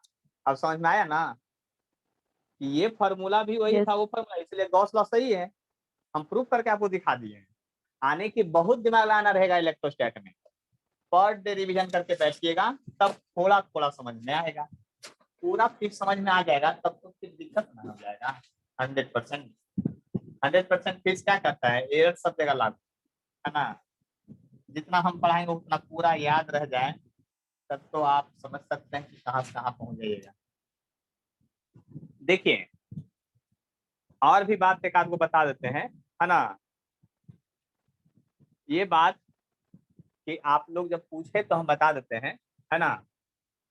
दो चार 10 दिन के बाद से, मतलब एडवांस का एग्जाम जब खत्म होगा 3 अक्टूबर के बाद से 2022 के लिए टारगेट बैच चालू होगा, ऑनलाइन भी, है ना, टारगेट बैच, है ना, जिसमें थ्योरी उतना ही बताया जाएगा, मतलब डेरिवेशन नहीं बताया जाएगा। क्या बताएगा? थ्योरी बताया जाएगा। आए बस समझ में? क्या बताया जाएगा? थ्योरी। और थ्योरी जब बताया जाएगा तो उस थ्योरी में क्या होगा, जैसे कि एक थ्योरी कोई लेंगे, उस पर 3 प्रॉब्लम, और होमवर्क में आपको 5 प्रॉब्लम। इस तरह से करते हुए आपको मार्च अप्रैल तक वो सिलेबस पूरा 100%, मार्च तक एंड तक समाप्त हो जाएगा। और टाइमिंग हम बता देंगे बाद में कि क्या रहेगा। और अगर किन्हीं को कष्ट होगा तो वो तो नंबर जानबे करते हैं व्हाट्सएप वाला, इस पर सर्च कीजिएगा, भेजिएगा तो हो जाएगा, है ना। ये वाला कितना पर?